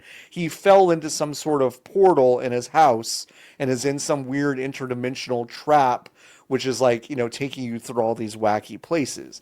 But it was weird to just be like, hello and welcome to Meow Wolf. This little boy is missing. And it's like, whoa, wait, whoa. The tone of that this guy thing didn't even work there. He was just like, I'm just happy to be here about talk about missing kids. So that was really weird, but it was like, you go inside and, it's a house. And of course you can just kind of like, people are just kind of fucking walking around and playing with stuff and doodads. But it's like, you open the fridge and the fridge is actually a door to like a pocket dimension with a bunch of other doors that you go into. And it's kind of cool. You can look at the fireplace and it's like, oh, you could definitely crawl under there, and you can, and you're supposed to, and stuff like that. There's also an iPad on the table where you're supposed to scroll through conversations between this boy's mom and her friends to get context as to why the child might be going through something and maybe looking for an escape or whatever. And Lotus, what's wild is that it was all like very competently and like professionally impressive. These kind of distinct kind of UXs of these like bespoke like messaging programs and images that would load and all these things, these really kind of simple things, and all the writing was like kind of interesting and very realistic and kind of whatever. And it's like, oh, I'm meet, and it's also kind of woke. It's like, oh, I reconnected with a friend of mine. By the way, I go by this name now, and it's like, oh, you've got a trans friend, and now your trans friend is in your life, and whoops, you're romantically involved now, and like, so I was like, this is woke as shit in Grapevine, Texas. Okay, all right, this is weird. And so like it was kind of interesting, and then there are, you like go into the weird, crazy dimension where there's a bar, of course, and you can buy drinks, and they're like, pretty bad, and there's like a frozen machine on the wall, whatever. But like the kind of design aesthetic of like this other dimension is like kind of fun and a little cyberpunky, and kind of like you fell into some sort of like Guardians of the Galaxy planet that you hadn't been on. There's an intergalactic ATM machine that's really just like a cool number puzzle that you got to figure out. There are little like doodads and games that you play with. There's also an arcade which has a strange scaffold game inside, which is called Dream Father Loves You, which is basically just a specific installation that they made for Meow Wolf Grapevine, and it's nowhere else, which is fucking cool. Like that's awesome. Like that's video games, pal. Like that's great. And the game is just like you're trying to impress your dad who doesn't love you by doing the old Oblivion mood game of trying to do the 4 wedges. So they of did like, end up using that. So they did end up using that, You and that is what they fucking used it lied for. to me. They did use Bastard. that. And it was really fun. It was a cool game. And there are a couple other indie games in there that were really interesting. I couldn't play them because but there was no one there to play. It was like a double. You had to have a two-player to do it. Yeah. And there was no one there. And it was just kind of fun. And there, every once in a while, there was a room where there was like a really interesting piece of art in there, and that was cool. So it straddled this weird line of being very touristy, a little bit like cringy and weird, with being, actually quite fascinating to me to be at a place at the Grapevine Mills Mall. Interesting. At We 8 got o'clock space here in Texas. Yeah, we and got we're apparently space. making use of it. I think we have one. I'm pretty sure we have one. I think you do. I have the website open. Where are they? Houston, Grapevine, Denver, Santa Fe, Vegas. Eat and drink inside the multiverse is what I've found. That's what Houston is doing. That's one of the tabs. Apparently, ours is called Radio Tave. Radio Tave. I'm gonna guess Radio Tave. Oh, I don't know. It might be Radio Tave, huh? I don't know. All right, so I found that would appear to be the bar location. It's called Cowboy Heaven. I'd like for you to try to guess how either of those words is spelled. Cowboy Heaven? Yes, for this. Oh, Kow boy, and then heaven is Hevven. You're really close, actually. Cowboix. Oh. I guess the X is silent. Heaven, sure. Hevven. Oh, fuck. Okay, I went too safe. Whatever they meant by that. Whatever they meant by that. Yeah, I don't know if I would say I don't know who I'd recommend this to. I don't know who I would recommend this to because it was also $40. And $40 was like, that was kind of a lot. Get you a lot. $40 could get you a lot. $40 could get you a lot. So it was $40 per person, and that felt like a lot at the time. And yeah, but from a game design perspective of like having this kind of weird ARG that you're supposed to like solve during your thing, I thought it started really interestingly, and then like what happened to me is I kind of lost the plot and didn't really figure out if like there's no like clear win condition of like figuring out what happened. It's just like you're kind of it's like intrinsic, but they kind of set it up like it's a game you need to play and solve. So it's kind of odd in that regard, but yeah, again, don't know who I would recommend this to, but I did have a more, and I said it to you, and so I'll back it up. I won't lie about it. I had a more emotional response to it than I expected because I just didn't expect there to be art that impressed me, and there was art that impressed me. So I can say, at least, for not knowing who to recommend it to, what I can say is that museums in Houston are extremely fucking expensive. They are expensive in Houston. So this could be cheaper. This could be cheaper. The NASA Museum is $44 American to get into. That's pretty crazy. I don't give a fuck about NASA no more. I know. Not $44. Not $44. Yeah. No, Dallas museums are a mixed bag. Kimball's free, I think, here in Fort Worth, which is lovely. The Natural Science Museum has some kind of like, it's free on certain days and certain times. So it's like, but are you realistically gonna go in at Tuesday when it closes at 6 p.m. or whatever? Yeah. Probably not. I dearly miss the Getty in LA. I dearly miss Crystal Bridges in Fayetteville, two museums subsidized by two of the richest families in the U.S. But you know what? It's fucking fun that they're free. It's really, really nice. If the government's not going to do it, someone might as well. Someone might as well. All right, so that's one of the big things that I quote-unquote played this week. Lotus, you played something called The Good Old Days. Yeah, this is an adventure game based off of the Goonies. Not licensed. They're called the Nuggies. which is extremely funny. Oh my god! Like Okay, that's such a perfect, you know.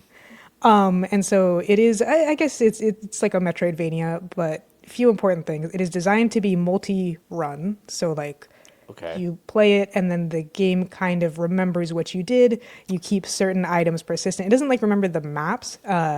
And you play as the Noogies. You have your the main guy noogies. who's Sean and he has bombs. You have the fat one who is called Foodie, which is more than a little on the nose. Boy, Yeah, yeah. and I know that all these characters are based off of the Goonies, but he reminds me so much of Porky from Mother that in my head he's just Porky. He's just Porky. And his thing is, you know, because he's fat, he's also very strong. So he can like break little walls and stuff. And he's like better at fighting the little stuff. Although it's a very not combat focused Metroidvania, which is what I prefer. I'm sick of omnidirectional fucking dodge roll whatever. I'm over it. I've done it enough. So I like having the not combat focus. You have Bruce, who's the orphan, who runs real fast and he can squiggle through little holes. And then you have the nerd guy who's named Doc, which is weird because he's 10 or whatever. And he has like a special device that can find hidden stuff. And he can also jump high as fuck for some reason. I'm seeing that. I'm watching the trailer where they show each character, and he could jump real fucking high. 6-foot vertical leap for no discernible reason. It's extremely funny. But yeah, I like this so far. I'm not extremely far into it. I've beat it twice, which sounds like a lot, but it's really not. I think it's taken me like maybe 6.5 hours or something. So it's enough to like talk about it, but there's so much more to go through. And sort of the concept of this is that your deadbeat ass dad has racked up $30,000 in debt and then dipped. Oh. And this is the 90s, so that's like $70,000. That's a lot of money. That's a lot of and money. He dipped. Your fucking house is going to get foreclosed on, and you and your mom are going to get kicked out. But your, you know, lender shady guy is shockingly nice, and he's like, look, I'll tell you what. So I heard that your ancestors were rich as shit, and so in the underground beneath the city, they've hidden a bunch of their money, which means that technically you have a right to it. Like no one can really dispossess it from you. So if you find it, that'd be great. Here's some tips on how to do it. But you got to get it back to me by the end of the day. And you do have like a 12 or I think it's 14 hour is how much it works out to time limit to like beat it. And then you lose 3 minutes every time you die. So it's not like a huge setback. Wow. And you can dump. Like there are times where I was like, I don't know if this jump is possible. Yeah, but I have like 6 hours left, so I'm just going to do it over. I don't give a shit how many times I die. And I think that that's like an interesting mechanic is to have death not be such a big deal, like really Super at all, punitive. especially in a Metroidvania. It just spawns you right back on the same platform you were at. And this also smooths over some of the rough edges of like getting stuck in weird places or jumps not working quite right, switching between the characters being a little funny and like some weird damage stuff that can happen on occasion. But man, I've just really been enjoying this game. I did have to put the contrast up extremely high because I have the eyes of a 90-year-old woman and I couldn't see anything because it has the whole VHS scan line kind of fuzzy look. Aesthetic, yeah. I had to turn up the contrast by like a full point. Yeah. And that made everything fine. Yeah, I find it really interesting, and I think it's really encouraging to have a game where like the idea of beating the game and, you know, not rescuing any of your friends and not getting to use any of their special powers or playing the game and never using a single key, never picking up a single key is like very intriguing. A lot of that stuff you have to remember yourself, but a lot of it is kind of like written down or it'll be denoted on the map or you can figure out how to shortcut the way to get it denoted. Unfortunately, I did have a run where I had a lot of money and then I lost all of it and then Foodie has been eaten by cannibals. No. Poor Porky. Foodie's been eaten by cannibals. That is terrible. Terrible. Foodie. Poor guy. Lotus, I'm really proud of you. You know why? Why is that? This game came out 3 weeks ago. Can you believe that? This is a new game. This is a brand new game.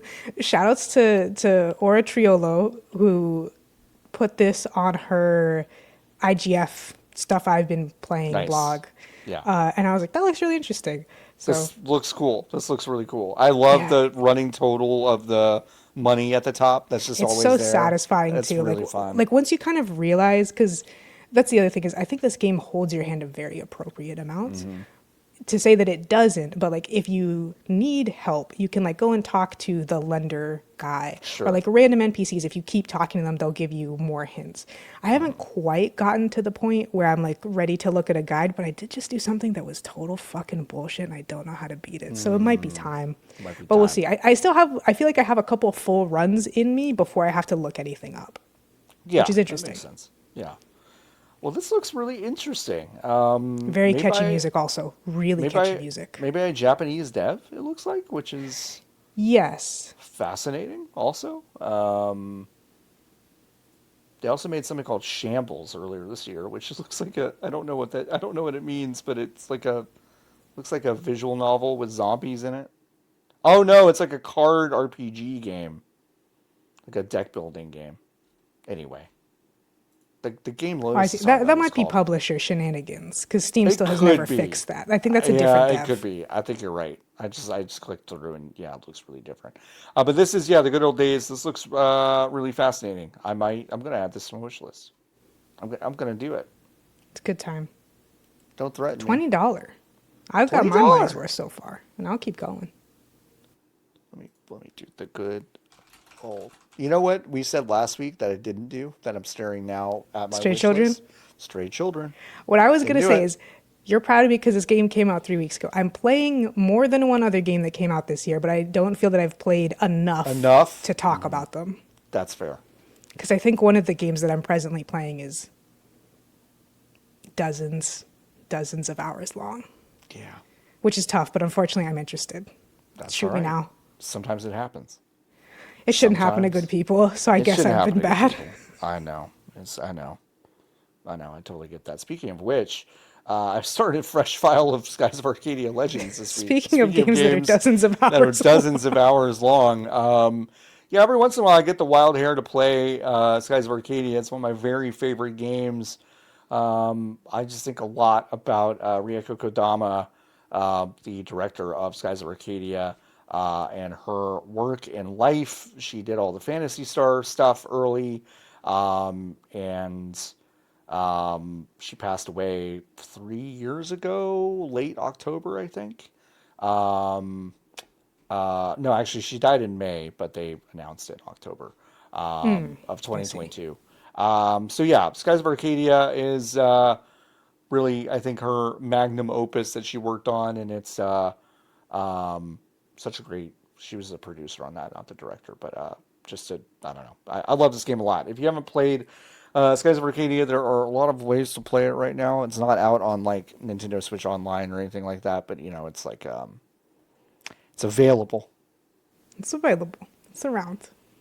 It's around. It's around. It's available. And if you like, exploring 3D space on this like big swashbuckling adventure, you're a sky pirate and you're looking at, you're like upgrading your ship and diving deep into the clouds and higher and through a bunch of cool obstacles in the world, and then also getting bombarded by maybe the worst turn-based random encounter rate that I've ever seen in an RPG. But you can get past it Bless. because it's fine. It's okay. They tweaked it a little bit for Legends. It's still not great, but they tweaked it a little bit for that.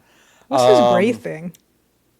What's what gray thing? This little Oh, blob guy. this fucking little He's so sperm looking guy. gross. Yeah, Yeah. he's kind of a gross guy. So that's Cupel, I believe. I think that's his name. Looks like a cupel. That's Cupel, and he is the companion for oh, why can't I think of her name? That's crazy. Fina, Zelda? Jesus Christ! No, Fina is the. So you have Vice, you have Ica, and then you have Fina, and those are the three main characters. And you get a fourth party member that kind of rotates in and out. And Fina's got Cupel, who is her little uh, companion, who is also her weapon, a shape shifting kind of Mercury Okay, guy. okay. That's fun. So, like, you don't really get new weapons for her. You basically evolve Cupel by feeding him stuff you find in the world, and he'll get more powerful and change into new shapes and stuff. So that's kind of fun. That's cool. It is cool. This is a great RPG, very exploration heavy and just gorgeous. Like, I mean, this game was made fucking 25 years ago, and I still think it really holds up. Just the color palette, the overall art design is just really great. It's got that Sega stank on it, and Yeah. This color it's really palette good. is very Sega. It's got that Sega They stank on love it. jewel tones over there, or they They did. really do. Yeah, yeah. Well, yeah, they did. Yeah, they really did. So if you've never played it, you can play the Dreamcast version. I'd recommend the GameCube version because they add some extra content. And like I said, they did tweak a little bit the random encounter rate, which is really punishing on Dreamcast, but a little less so on GameCube. And yeah, there are ways to find it, very easy ways, and very easy ways to play it. And I recommend it. I've been playing it on my Steam Deck, and gosh, I fall in love with the game every time I play it. Love that. So yeah, that's also what I've been playing. Oh, should we answer some Hive questions? Should we do that? I guess. I guess. Hey, if you go to vgbs.com/join, you can join the Hive. And if you go to our Discord, you can. So I just saw a question that made me laugh. You go to our Discord and ask us a question in the Hive questions category and channel. We have a lot of them. Oh wait, no, actually, I went up too far. Okay. Lovic, I'm just gonna. I didn't vet this one. I'm just reading it. Lovic asks, "Queue up being made by Universal Paperclips folks made me go back and replay Universal Paperclips. It's still great and they added more stuff. I'm now tempted to go back to Space Plan, an incremental game about potatoes, and or Cookie Clicker. An incremental game about, cookies. Incremental game is an interesting way to... I've never heard that, actually. Really? You're so old. I am so old. Incremental and idle old. are the two terms that people use. Yeah, no, I've only heard idle. I've never heard incremental. Anyway. They're generally interchangeable. I was introduced to the phrase incremental by my friend Lupin. Shout outs to Lupin if you're listening, who is a total pervert for these games. So I assume it's pervert technology. Yeah. If you could base an incremental game on a single object, what would it be? I did see this question. I was thinking pens. I don't know why, but I find that appealing. Okay. But you have to because you have stages. You have to build a little plastic part. You have to get the ink. You have to get the little spring if you want to build the fancier pens, And until you got pen factories. Pen factories. Okay. Moving I up. like that. Moving up. I do something kind of... I do like soda. Love soda. Like soda. It's so fizzy. You could do like fun... you get... Yeah. Like now it's all extra fizzy. Now you got the fucking the Fizz Whistler, and now all your shit's extra fizzy. I was gonna say there's usually like a wizard involved at some point who can conjure the stuff. Totally. Yeah. So yeah, I do like soda. That sounds fun. Okay. Bone Chug Actual asks, what person that you know in real life do you want to keep in a Pokeball in your pocket just in case? What do they mean by that? I'm gonna guess what they mean by that is, I think, like, at any point you could pull it out of your pocket and say, I choose you, and then they show up and you can just they can fight your battles an emergency or just person. hang out. Yeah, an emergency person. That's interesting. Yeah, it is interesting. It is interesting. I'm having...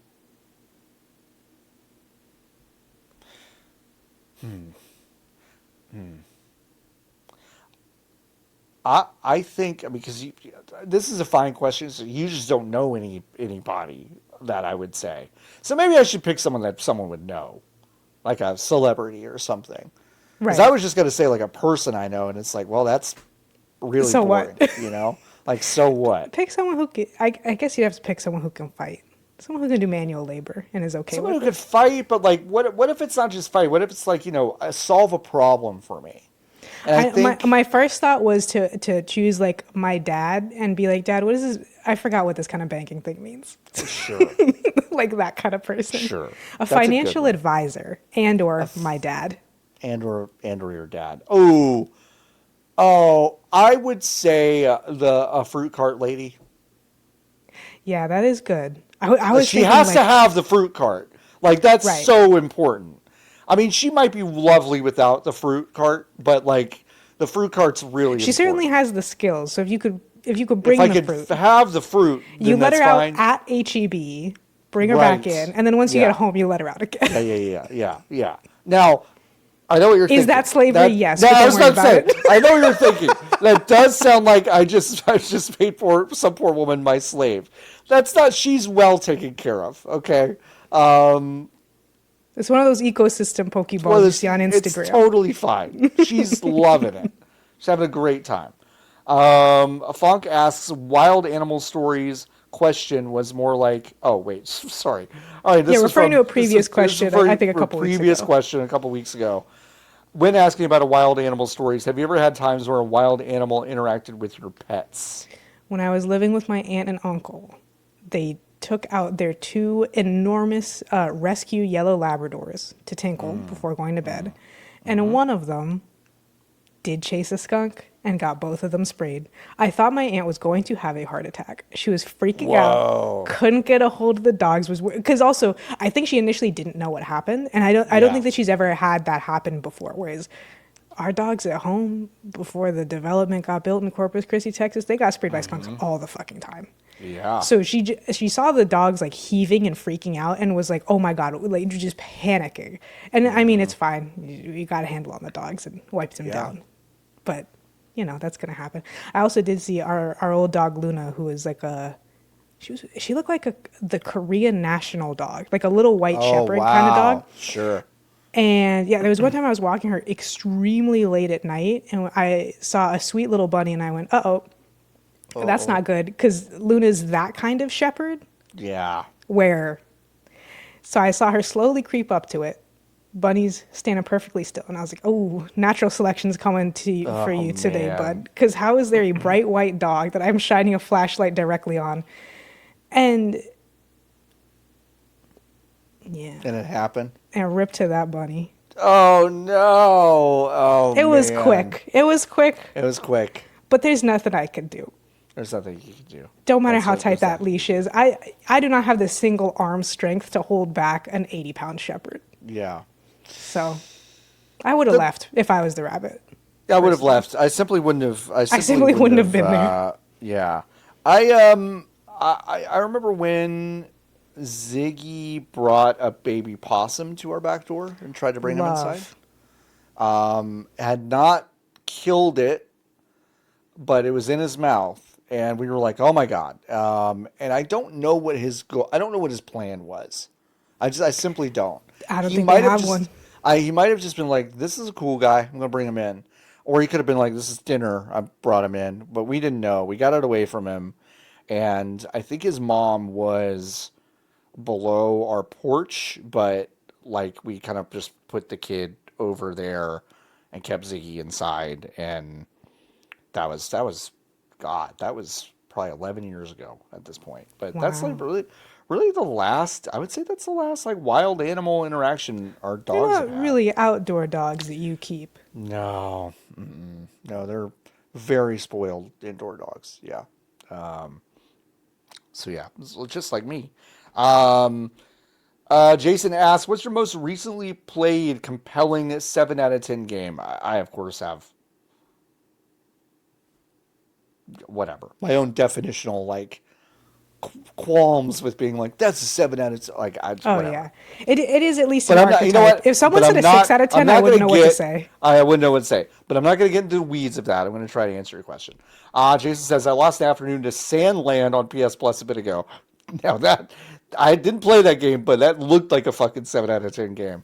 Yeah, That game was aggressively just okay, and yet. I did have to look at my Steam, thankfully, because I no longer play video games. It was relatively easy to find an answer, and I think mine is probably Botany Manor, Ooh, which is a puzzle yeah. game. It's quite That's short. a good answer. Yeah, it never like really escalates to a level of puzzle that I found completely satisfying, but the puzzles that it did have were good. It was a nice experience. It's really pretty. Yeah, nice. I'll play it again. I'm looking at my own stuff. I'm trying to find what is like the clearest answer. Well, let's see here. I think, damn. Well, folks, honestly, it might be the Outer Worlds too, because I have played a little bit Oh, more of that, and it's like I do think that's kind of a 7 out of 10 game. I don't think I've played enough of it still to like go deeper than that. That'll probably be next week. But yeah, I think I'm ready to call that a pretty aggressively 7 out of 10 game. Um, but another game I played, you know what? Also, I would say Ninja Gaiden Ragebound. That's one I talked about a couple weeks ago that I've been playing more and more, and I'm having fun with this, but like, I just think this is very unimaginative in a hmm. way that I think is kind of selling itself short. It's like it's a good game and it's very forgettable to me. Um, but then again, I haven't beaten it yet, so maybe I'll turn a corner and be wrong. It's But always it's great when you feel the need to say that. It's always a great sign. maybe it'll completely surprise me at the very After 12 end. hours, I know, that I game know. fucking knocks. Our game fucking rules. You just have to like dig to the bottom of the fucking ocean first to find it. All right, Don't Focus asks, folks, my life is a mess and I need a life coach. What video game character would be the best life coach? Oh, I mean, first you have to think of a video game character whose life is not also a mess, which I feel is That's quite true. It's few and rare. far between. Yeah. Mario would be so annoying. Like he's got so much going for him, but I'd be annoyed as fuck by him. Um, Luigi's not a bad choice. Always playing second fiddle, but doesn't really Luigi, mind in some ways. I think Luigi's a great choice. Like He shit kind of makes goes it well work for for him. him. He makes it Yeah. work, but he's He not made it like through a Luigi's Mansion, even though he was yeah. scared. Yeah, he can speak to like lived Because bravery's experience not of the being absence of scared. fear. 100%. I think we We have our figured it answer. out. It's Luigi. Good Got it in job. one. Got it in one. Valerie B, what game does everyone love but is secretly ass? I, for a lot of the games that comes to mind first, I feel like I've been vindicated by the passage of time because my Yeah, answer sure. is the first thing that comes to mind is Horizon Zero Dawn. Oh, That game was beloved when it came out, and I played it, that game sucks ass. and I was like, gosh, even if I did not find the open world completely bland and the crafting totally superfluous, the dialogue, the The story fucking that dialogue. I am being told prior to playing this is like one of the greatest Yeah, sci-fi epics ever committed to the page. yeah, Soma came out 2 years ago. yeah, yeah, yeah. That game's ass. The game's ass. The game's ass. The game is ass. I think now people have come, especially because the other ones in Aloy as a character have gotten so annoying. I feel like people have retroactively knocked it down a bit. But just to be clear, that game is ass. That game's ass. It was always ass. Conversely, what game does everyone hate but is secretly god tier? I'm wondering if I have something that's on the level of like people hate it. You know what I mean?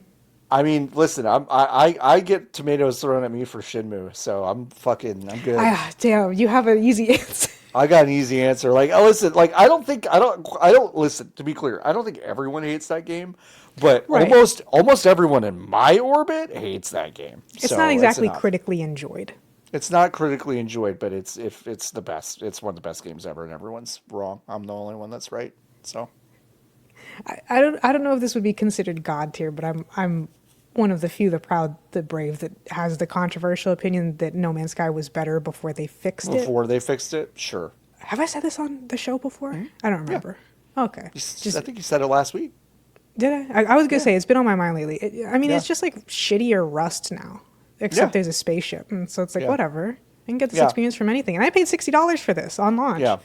Whereas like the original game being a lonely and weird and random is like more interesting and more representative of like an actual space adventure. Like it's not swashbuckling pirates and fighting It's, stupid robots that speak it's in an alien almost language that doesn't matter. it's almost exactly why I kind of like Mass Effect the first one to the sequels, Yeah, when space is because space. space is space, and it's just kind of like aggressively apathetic toward you, and Everything is a little like janky and a little less put together and a little less like structured. I enjoyed that a bit more. So, not God tier, but Not God tier. the largest distance between public opinion and my opinion that I can think of off the top of Yeah. my head. Funk asking, what games have you bought the most? Do you Overcooked. Overcooked? I Okay, how bought many? Overcooked like 6 times. That's awesome. Because there's 1 and 2, and then there's all you can eat, which is 1+2 with crossplay. I've bought all you can eat at least 3 times. Granted, this is because it's a multiplayer game, so I've bought it for other people. Yeah. But the point stands. I've got a few. NFL 2K5. I bought many copies of that game. I've bought copies of that game that I noticed on online stores going low because I have gotten the very, very strange kind of like, and I don't get this about any other game. It's kind of like, what if I lose the other copies of this game that I have? What if they stop working? Now, of course, I've discovered something called I'm looking up what emulate. I've discovered something called emulation, so I'm less worried about that. But I did buy many copies of that game. Final Fantasy IX is actually probably the real answer. I've purchased Yeah. that. I've purchased that on PlayStation 1. I purchased that on mobile, on Steam, on PlayStation 5, I think, and on Switch. I have purchased that many different places. Could not really tell you why. Really? Couldn't tell you. But I have bought that game a lot. So that's my answer. Sawyer asking, with the announcement of Valve's expanding hardware lineup, is the Steam machine finally going to get us all into Linux for real this time? That's a funny question.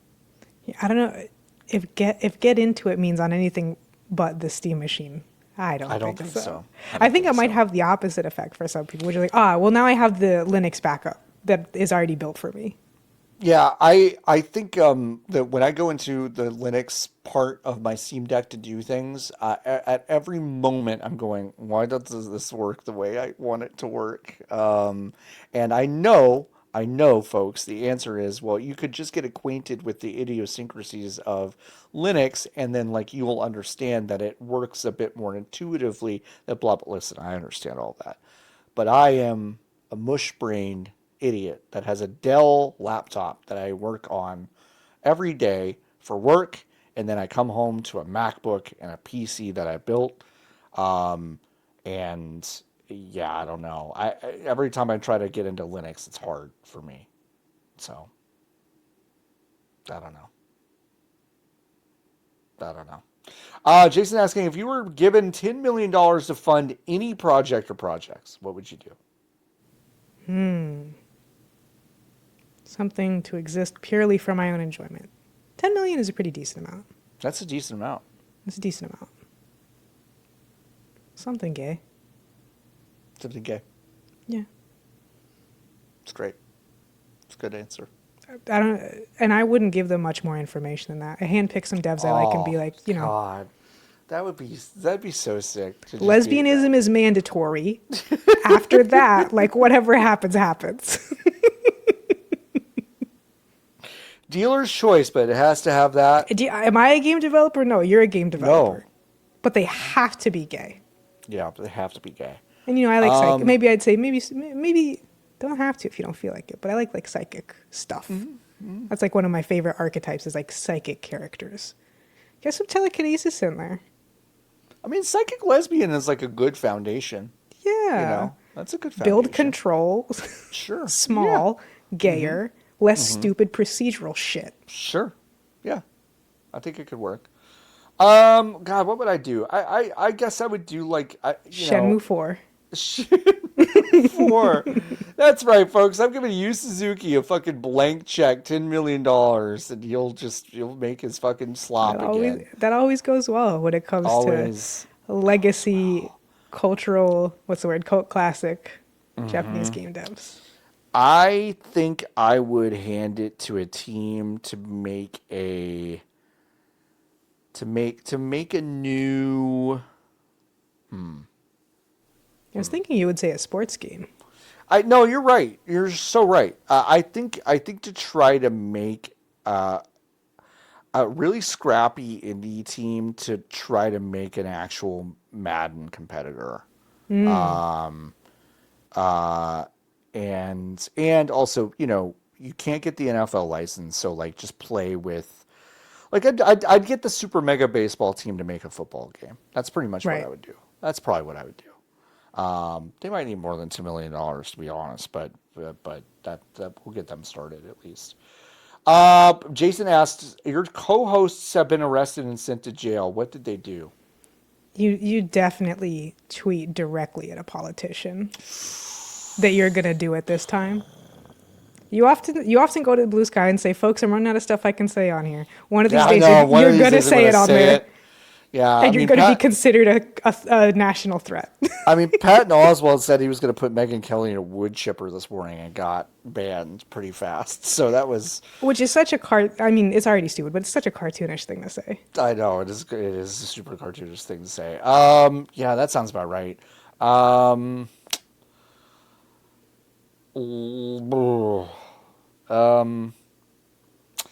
Lotus actually slaps Geoff Keighley at an event. Like I will slap, Smith his ass. like slap. Yes, yes, yes, yes. I turn my rings around. Keep your goddamn indie games out of your mouth.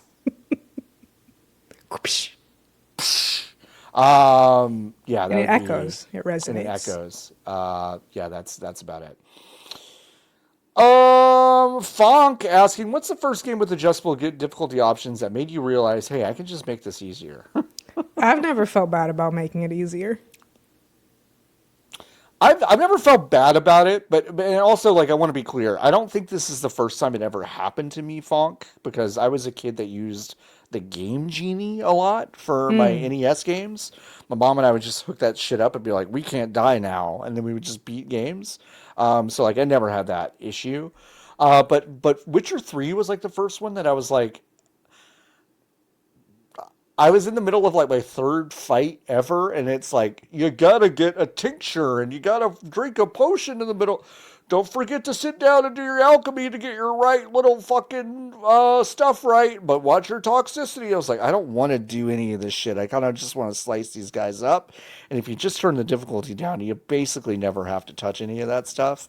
And listen, I don't. I hear you yelling now. Mechanically, that's interesting. I don't care.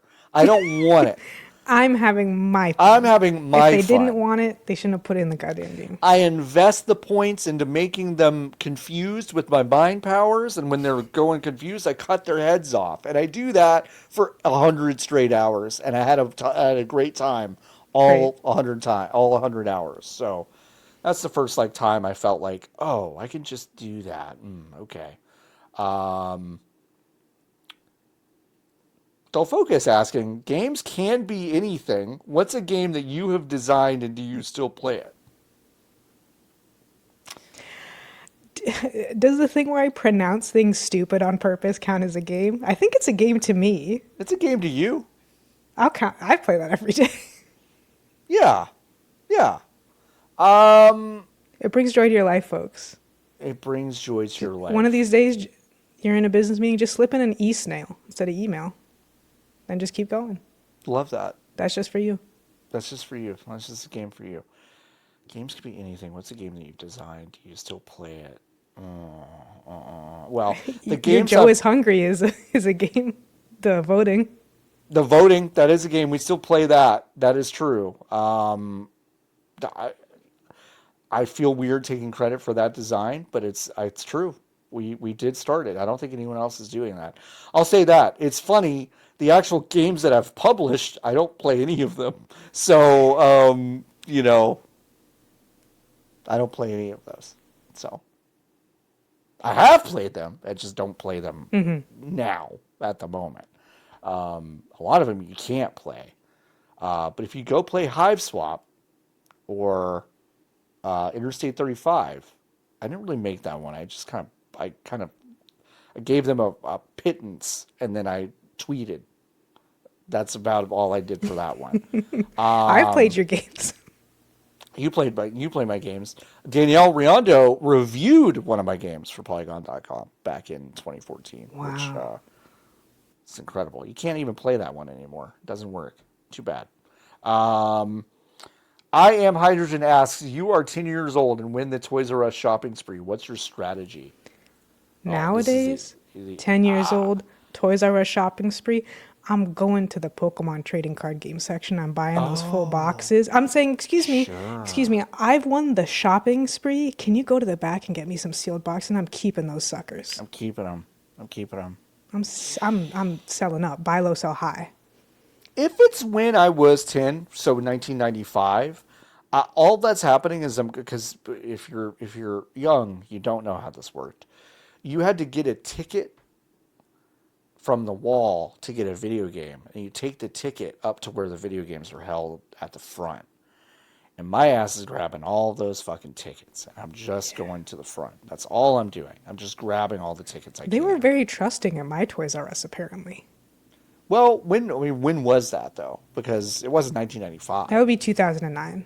Yeah, yeah. I But mean, you would by at the least by think the they would time the have late like the '90s rolled dummy around, they boxes or changed it. something. Right, right, right. No, But no, well, they were just the straight up games. they were. Yeah, really. That's interesting. Yeah. That's what I'm saying. Like, if they've ever had that, you'd think they would have the dummy boxes or like Right. a little card or something. No, they just had the Yeah. straight up games up there. Yeah. You just grabbed the tickets and you went up there. That's. I would just grab all those. Valerie B asking, do you believe in ghosts? In a way, Say more. no, Okay. no, I'm kidding. I forget what they call it. I think it's like the. I go back and forth because I don't know if I believe in ghosts, but I'm very scared of them. That is for certain. Okay. I don't fuck around with no kind of Ouija, no kind of slandering the ghost, no going in the haunted buildings. I don't do any of that shit. I am Latina at the end of the day. I We do really like all the ghost stuff. Like I loved Ghost Adventures as a kid, especially Yeah. after being traumatized because I was asleep over at a friend's house and she just put it on before we went to bed and immediately fell asleep. And I was left to watch the fucking So Demon funny. Bob Mackie episode, and I'm 12. Terrible. Terrible. I like the whole like, I think it's called stone tape theory, Oh, sure. Yeah. right? Which is that ghosts aren't like souls stuck around, but it's like the memory of what those souls were doing like gets stuck in like the physical world, and it just like keeps playing over and over again. Do I Yeah. believe in that? I don't know, but I know that I love it. I I love love it. that. I love it. I also love the idea of ghosts. I think, you know, do I believe in ghosts? I believe that spaces are haunted by memory. Like I Yeah. do believe that. I do believe that when you go to a place that has seen a lot of death, you do get like a vibe. Like spend a week in New Orleans. Like spend a week in New Orleans. That place has seen an unbelievable amount of death over a long period of time. And that death is talked about and I would almost say celebrated in a way that makes you just feel something. And it could just be, folks, the power of suggestion, of just people talking about it and having this history and going like, okay, or it could be something else. I'm open to the idea. Okay, that's what I would say. Back to your point about Ouija. Ann and I had a friend in LA who we were like, because we don't have the fear of Ouija because we're white, um, um, and and we just don't have that or whatever. But one It's of less a Ann's direct fear and more I'm like, I'm not gonna risk it. I I'm don't not need going to to do risk it. that, I get that. I totally get Yeah. that. We like flippantly to a friend of ours was like, "Oh, for our Halloween gathering that you're hosting in a few weeks, we should bring our Ouija board." And she dead ass looked at us and said, "I will not let you in my house if you bring a Ouija board." And we were like, "Oh." And Nervous. we I like gotta sleep here, bro. And we didn't bring it there, but a week later we just left it on her doorstep and she was so fucking pissed at us. She was so fucking pissed. She had to have her boyfriend go like take it and like put it in the trash or whatever. And it was really funny. So yeah, I That's get it. so funny. Do you believe in aliens? Yeah, but I think oftentimes when people say, "Do you believe in aliens?" it's like imparted. Do you believe that they have visited Earth and like Right. are Yeah. around? And I'm Yeah. gonna say a soft yeah. Another thing I was petrified of. Ooh, yeah. I was Like, petrified are you when I found out about the are you? Fresno night crawlers. Oh, Stop, yeah. stop it. Yeah. Yeah. I was always afraid Yeah. especially because before my neighborhood was developed for a long time, we were the last house. So from my bedroom, which was in the back of the house, my window was always right above my bed, Yeah. and it's like a very low window, and I would always be petrified that I would like get up to get water or something. I'd peek out the window and see an alien standing there. Yeah. Signs? Oh my god. Oh, get the fuck out of here. Get the Signs is fuck out of so here. scary. The fucking Love scene with Joaquin Phoenix in the closet watching the TV the and party. at the The party, party. get the fuck out of here. Get the fuck out of here. That was Love. so scary. I loved it. Um, do I believe in aliens? Yeah, I believe they've been here. Sure. I mean, they definitely exist in the universe, right? Like, I think I that don't, how math work. yeah, I think that's how math work.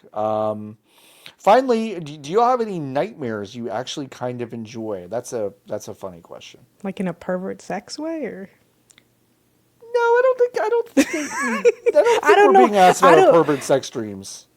Well, here's the But thing. At the point where it becomes a nightmare, I don't know how else I would kind of enjoy it unless it was in a pervert right, sex way. yeah, I So guess that. Okay, no. that's fair. So no, okay. Do I have any nightmares? I mean, I've had nightmares where I fight against the thing that is trying to kill Oh, me, like you get him. and I get him. I've done that like a couple times, and that's kind of fun. That's fun. Like that's fun. So yeah, those are kind of fun. I have fun. I have fun being amused by the fact that some of my scariest nightmares have happened to me.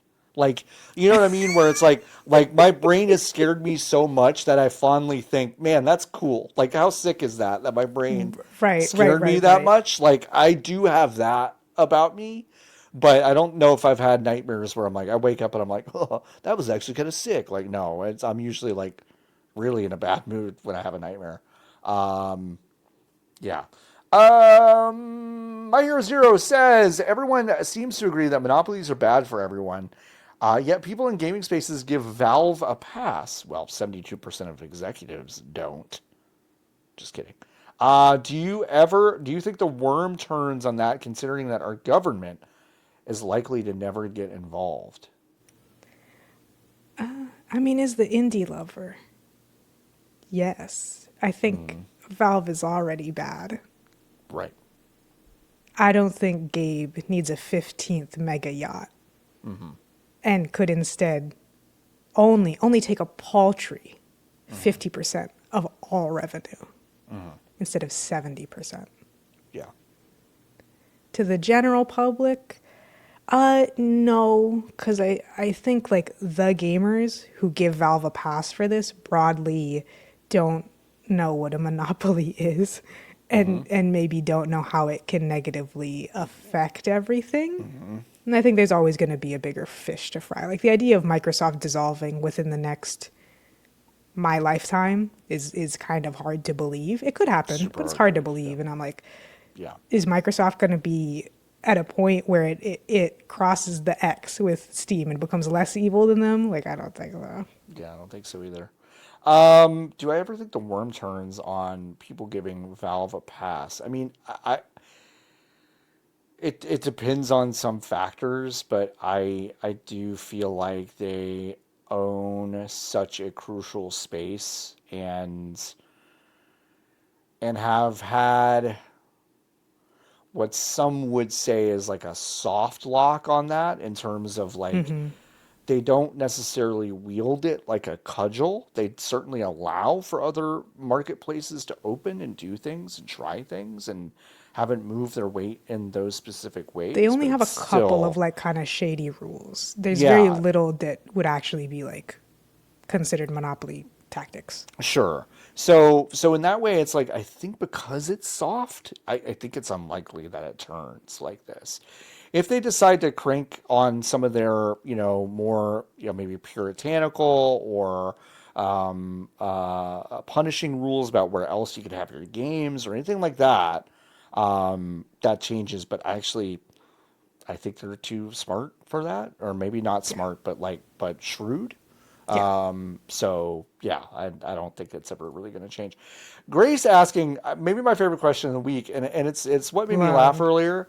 It's what made me laugh earlier because Lotus, I'll just read the question and I'll tell you why it's making me laugh so hard. Hey John, have you been enjoying your 195 hours of Pokemon ZA? Okay.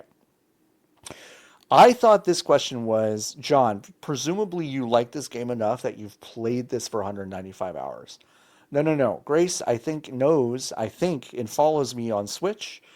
I have had that game open and on my Switch for about a week and have not touched it. So I literally might have Are you 195 serious? hours. I'm serious. I stopped playing it. And I didn't realize this until just now. Is that I was like, oh, I think I have that on. Like it's like my TV That is is so off, and I ridiculous. and I looked over at my Switch and I'm like, oh, my Switch is on. I think it's on. I think it's just been on for a week, which is And it doesn't bad. like go to sleep and No, it stop. does. No, it doesn't. Well, I've turned off the ability for it to go to sleep when it's docked because that pisses me off. Now, am I going to change that now? Yes. No. Oh. No, I will. I will. I'm going to change that because that's crazy. Like, don't listen.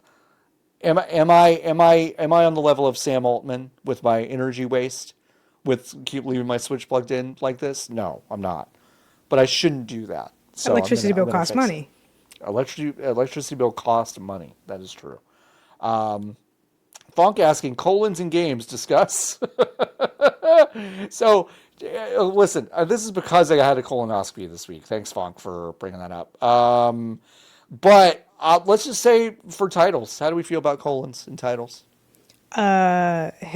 Historically, I hate them. I think I we were hate just them. talking about it like maybe a week ago or something Yeah, in one of the general chats. Hate them. hate them. You get one if you're doing a bit, then you need to have like at least five. You can't Mm-hmm. just have a couple and be like, haha, it's funny. You need to have at least Yep. five. Now, if we're Mm-hmm. talking about colons in games, Don't Shit Your Pants is one of the greats. Yeah. Did you know that's the Rogue Legacy, guys? No. Yes. Wow. That's awesome. Knocked it out of the park and Knocked it never out of the park. stopped. Never stopped. Wow, fucking awesome. My Hero Zero asks, do you have a physical games collection? If not, is there a system you would want to have? Oh, I do my technically answer have is a sad Nintendo on Wii this at one. home. And I could have games for the Wii. That might Yeah, be nice. Like a lot of them. I have And a very and include GameCube, so. I have a very small collection of PlayStation 2, 3, 1, some Xbox 360, some Wii, some GameCube. I have a very small collection of games that like at some point I decided I think these might be hard to get at some point. And that's when I wasn't also like emulating stuff a lot. And so it's just a very random collection. My real answer is that I would like to have all the games that I sold or gave away back that I used to have. It was one of those things where I was trying to downsize, and downsizing really made a lot of sense. But since I did it, like in the years past, I'm like, in the years since, I've kind of been frustrated that I got rid of all of my physical games. So, anyway. Like a asks, what's your favorite type of little critter? I love monkeys. They're my favorite Yes. kind of thing. But to be specific, while I have the floor, tamarins are the cutest fucking things imaginable. They're really Lion cute. tamarins, and they have mustache tamarins. They got tamarins with mustaches. Yeah. Incredible technology occurring on planet Earth. Yeah. Incredible. Backup answer is possums. They are really cute Possums are so and cute. deeply funny. I know people get really scared by their mouths being open, and like that's the point, right? Like that's why they Yeah. do it. Is they're like, Joe, fuck with me, man. I'm really scared. I'm definitely gonna bite you. They are not gonna Yep. bite you, but it is very funny to me. They look funny. They might be a little too big to call a little critter. I guess that's true. No. I'm saying the one that I like. But Oh, it's about the same size as a possum, and it's a dick. like a big possum. It's a Oh, dick. yeah, they're funny.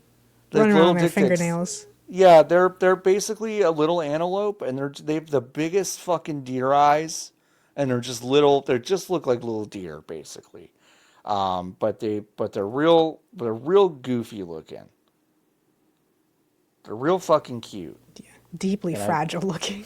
deeply fragile. Like, if you were like, hey, check out this video of a dick being chased, but I'm like, stop. I'm not going to watch that. I'll never watch a dick being harmed in any way. That's going to make me so sad. But dicks are really, I think dicks are really cute. Yeah, they're like bunny deers. Bunny deers. That's basically what they are.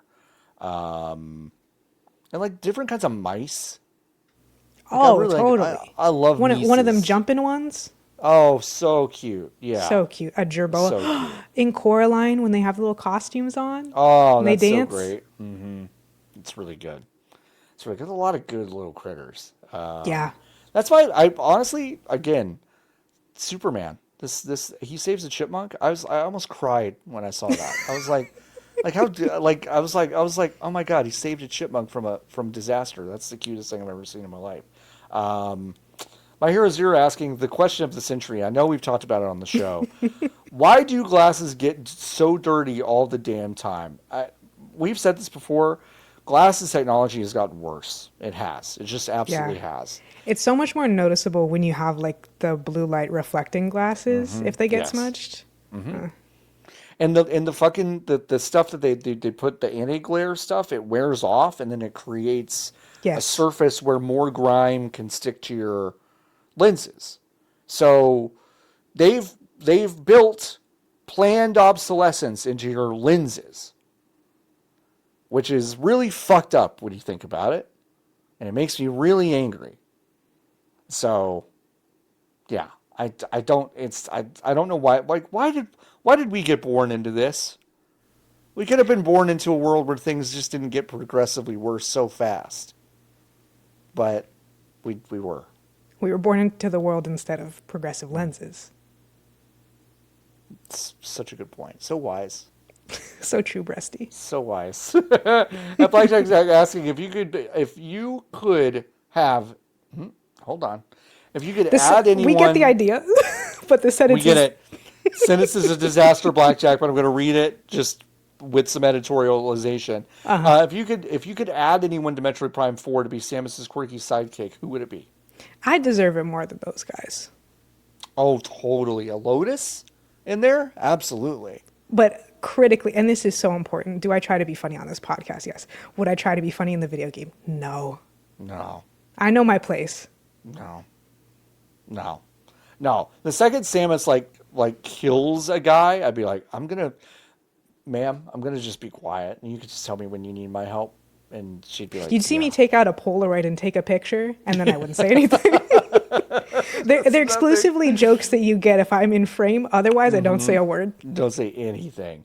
That's really funny. Taylor answered Babu Frick, which is funny. Glove Shitto. Which one's Babu Frick? Babu Frick is the little mechanic that they go to. Yeah, the little mechanic. What is Baby Yoda's real name that I thought was fake for years? Grogu. I thought it was a joke. Grogu. Anyways. If I could have anyone be the Metroid Prime quirky sidekick, I would pick... Kazoo. Someone made a joke about it earlier, but Kazoo from fucking Flintstones. Or Gazoo. Not Kazoo. Gazoo. The Great Gazoo. Nope. Wrong answer. Daffy Duck. Daffy Duck. It would be Daffy Duck. I'd be like Samus and Daffy Duck. Holy shit. I'd love Daffy Duck to be my sidekick. That'd be great. Electric Gauntlet asks, have you always needed glasses? What sort of vision do you have? Wow. M wants us to HIPAA violate ourselves. I have not always needed glasses. I think I started needing them. I started really needing them in my first year of high school. Oh wow, that's late. Yeah, allowed to sit at the back of the class because I was a nice kid. Because here's the thing, it's possible that I needed them before that and didn't know because I went to a Sure. smaller school. I noticed because my history teacher was writing with a red expo marker and I realized I couldn't read it. Oh, interesting. However, it is true that for my whole life I've been a pretty strong reader. So before that, in hindsight, I couldn't see it, but because I'm a good enough reader, I could see enough of the letters that I just knew what it said. Okay. So And but that's the how you answer were is piecing yeah, things together. Okay. All right. yeah. I have Did, just my prescription's not super high, but I'm very nearsighted. Astigmatisms, yeah. both eyes, different shapes, very annoying. Yeah, so always no, but I mean pretty much. I got my glasses when I was, I think, 6. So, which by the way, little kids in glasses, so So cute, cute. so cute. It's one of those things where like, if I see that on a TikTok or like a kid out in the wild, I'm like, that's the cutest thing I've ever seen. It's so cute. They gotta practically be goggles so they don't I break know, and or lose them. I know, it's so cute. Astigmatisms. My left eye, at this point I'm basically blind out of without my glasses. Just like really can't discern much at all. My right eye is much stronger, but it's also gotten worse as I've gotten older. Um, I mean, My left eye is definitely worse, you but know I know what? that they're not super I drastic. mean, it's like I know that that's you, but like I can actually make out the features of your face with my right eye. But like Right, right, right. you're pretty much just kind of a blur Yeah. with my left. Um, like I can tell that those are figs on your blanket Which is such a specific. with my right eye, but with my left eye, it's just nothing. So yeah, that's just kind of how it is. Am also asking, what's the best or worst birthday present you've ever received? I am one of those people who hates gifts. Yeah, I hate receiving gifts. I love giving sure. gifts. So the answer is any gift. Oh, but I do remember a specific one. Okay. Critically, long time Star Wars fan. The Last Jedi Yeah. comes out. That ends. Complain about it for hours to my mother because she's just happy that I'm there. And Sure. I'm like, you know what? Let's get into it. Yeah. Buys me a little Kylo Ren plushie for Christmas. I think she had already bought it. I think Oh, she had already that's bought it because she knew she knows I like Star Wars. She was in a Hallmark or whatever and went, oh, sure. that's sweet. I'll save that Yeah. for my Yeah. daughter. Yeah. Yeah. And I go, ooh, psychological Ooh. warfare from my mother?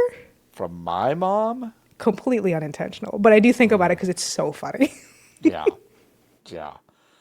Um, I don't know.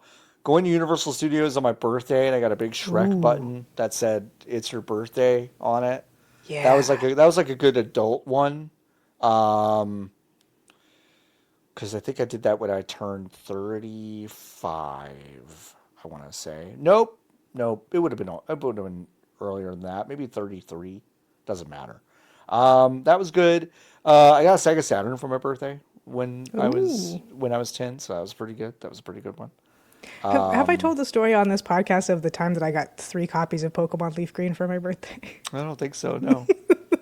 Pokemon Leaf Green came out, I want to say like either right before my 6th birthday or the holiday before that. My Sure. birthday's in April. Yeah. And so grandparents asked me what I want for my birthday. Mom asked me what I want for my birthday.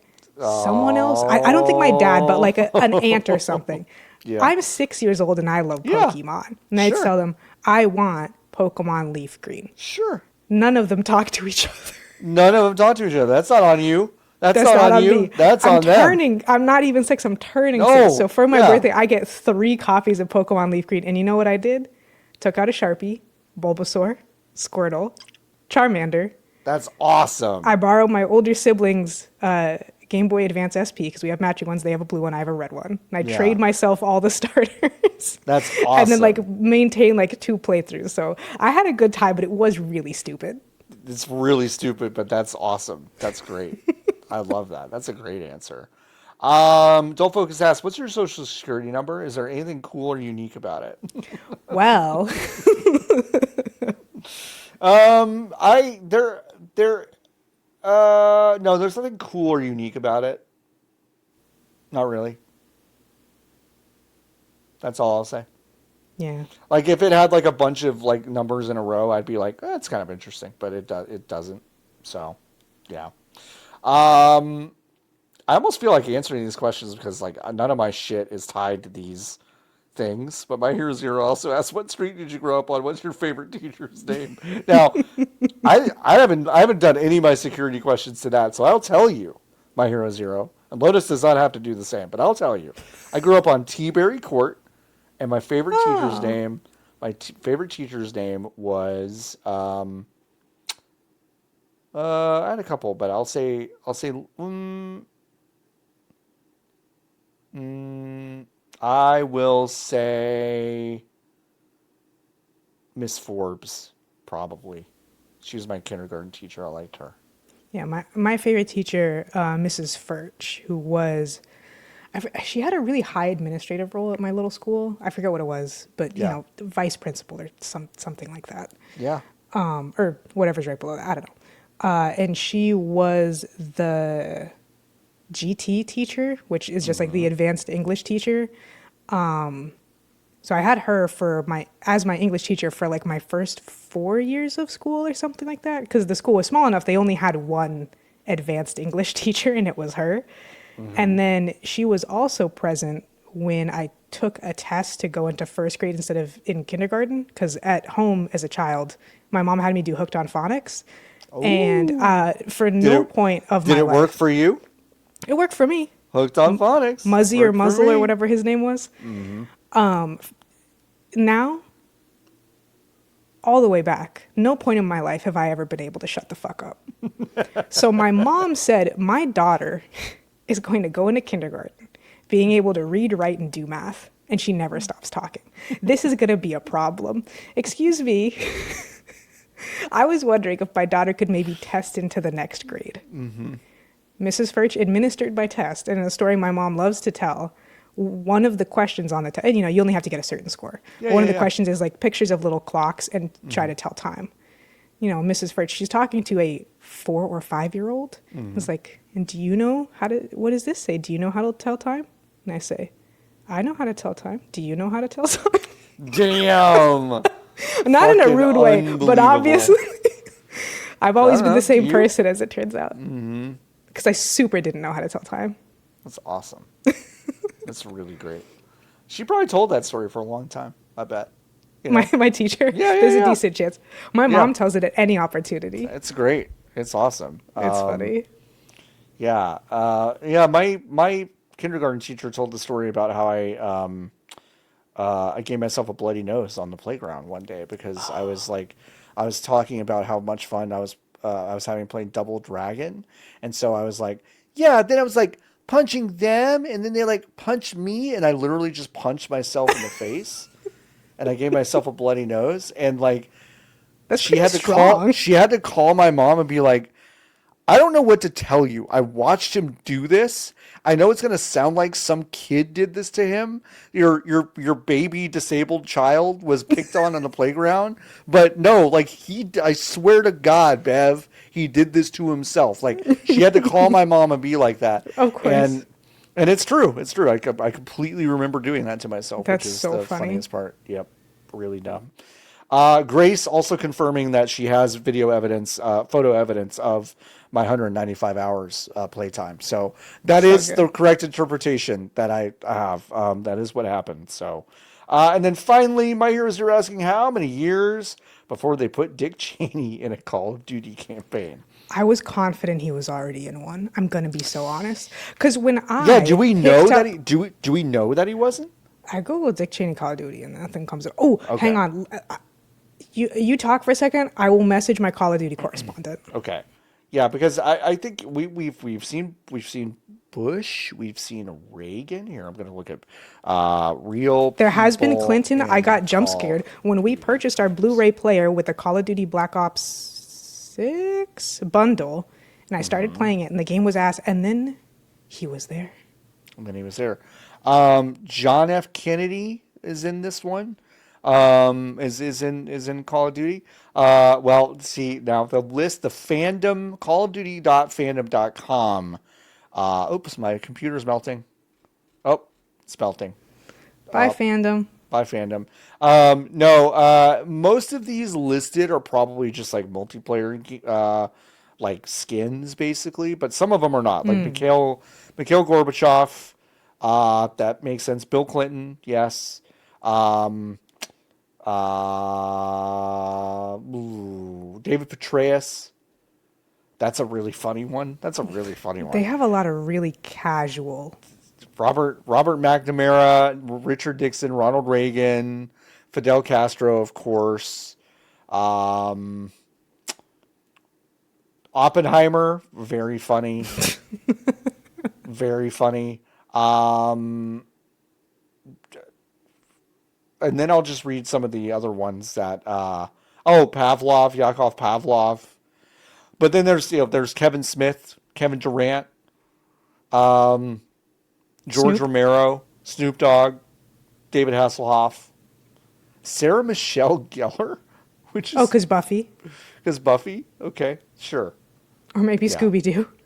maybe Scooby Doo. Yeah, but I'm not seeing no Dick Cheney. Yeah, I don't So think so. I don't know, man. Do you think that I? I'm astonished he hasn't already been in one, Me legitimately. too. Me too.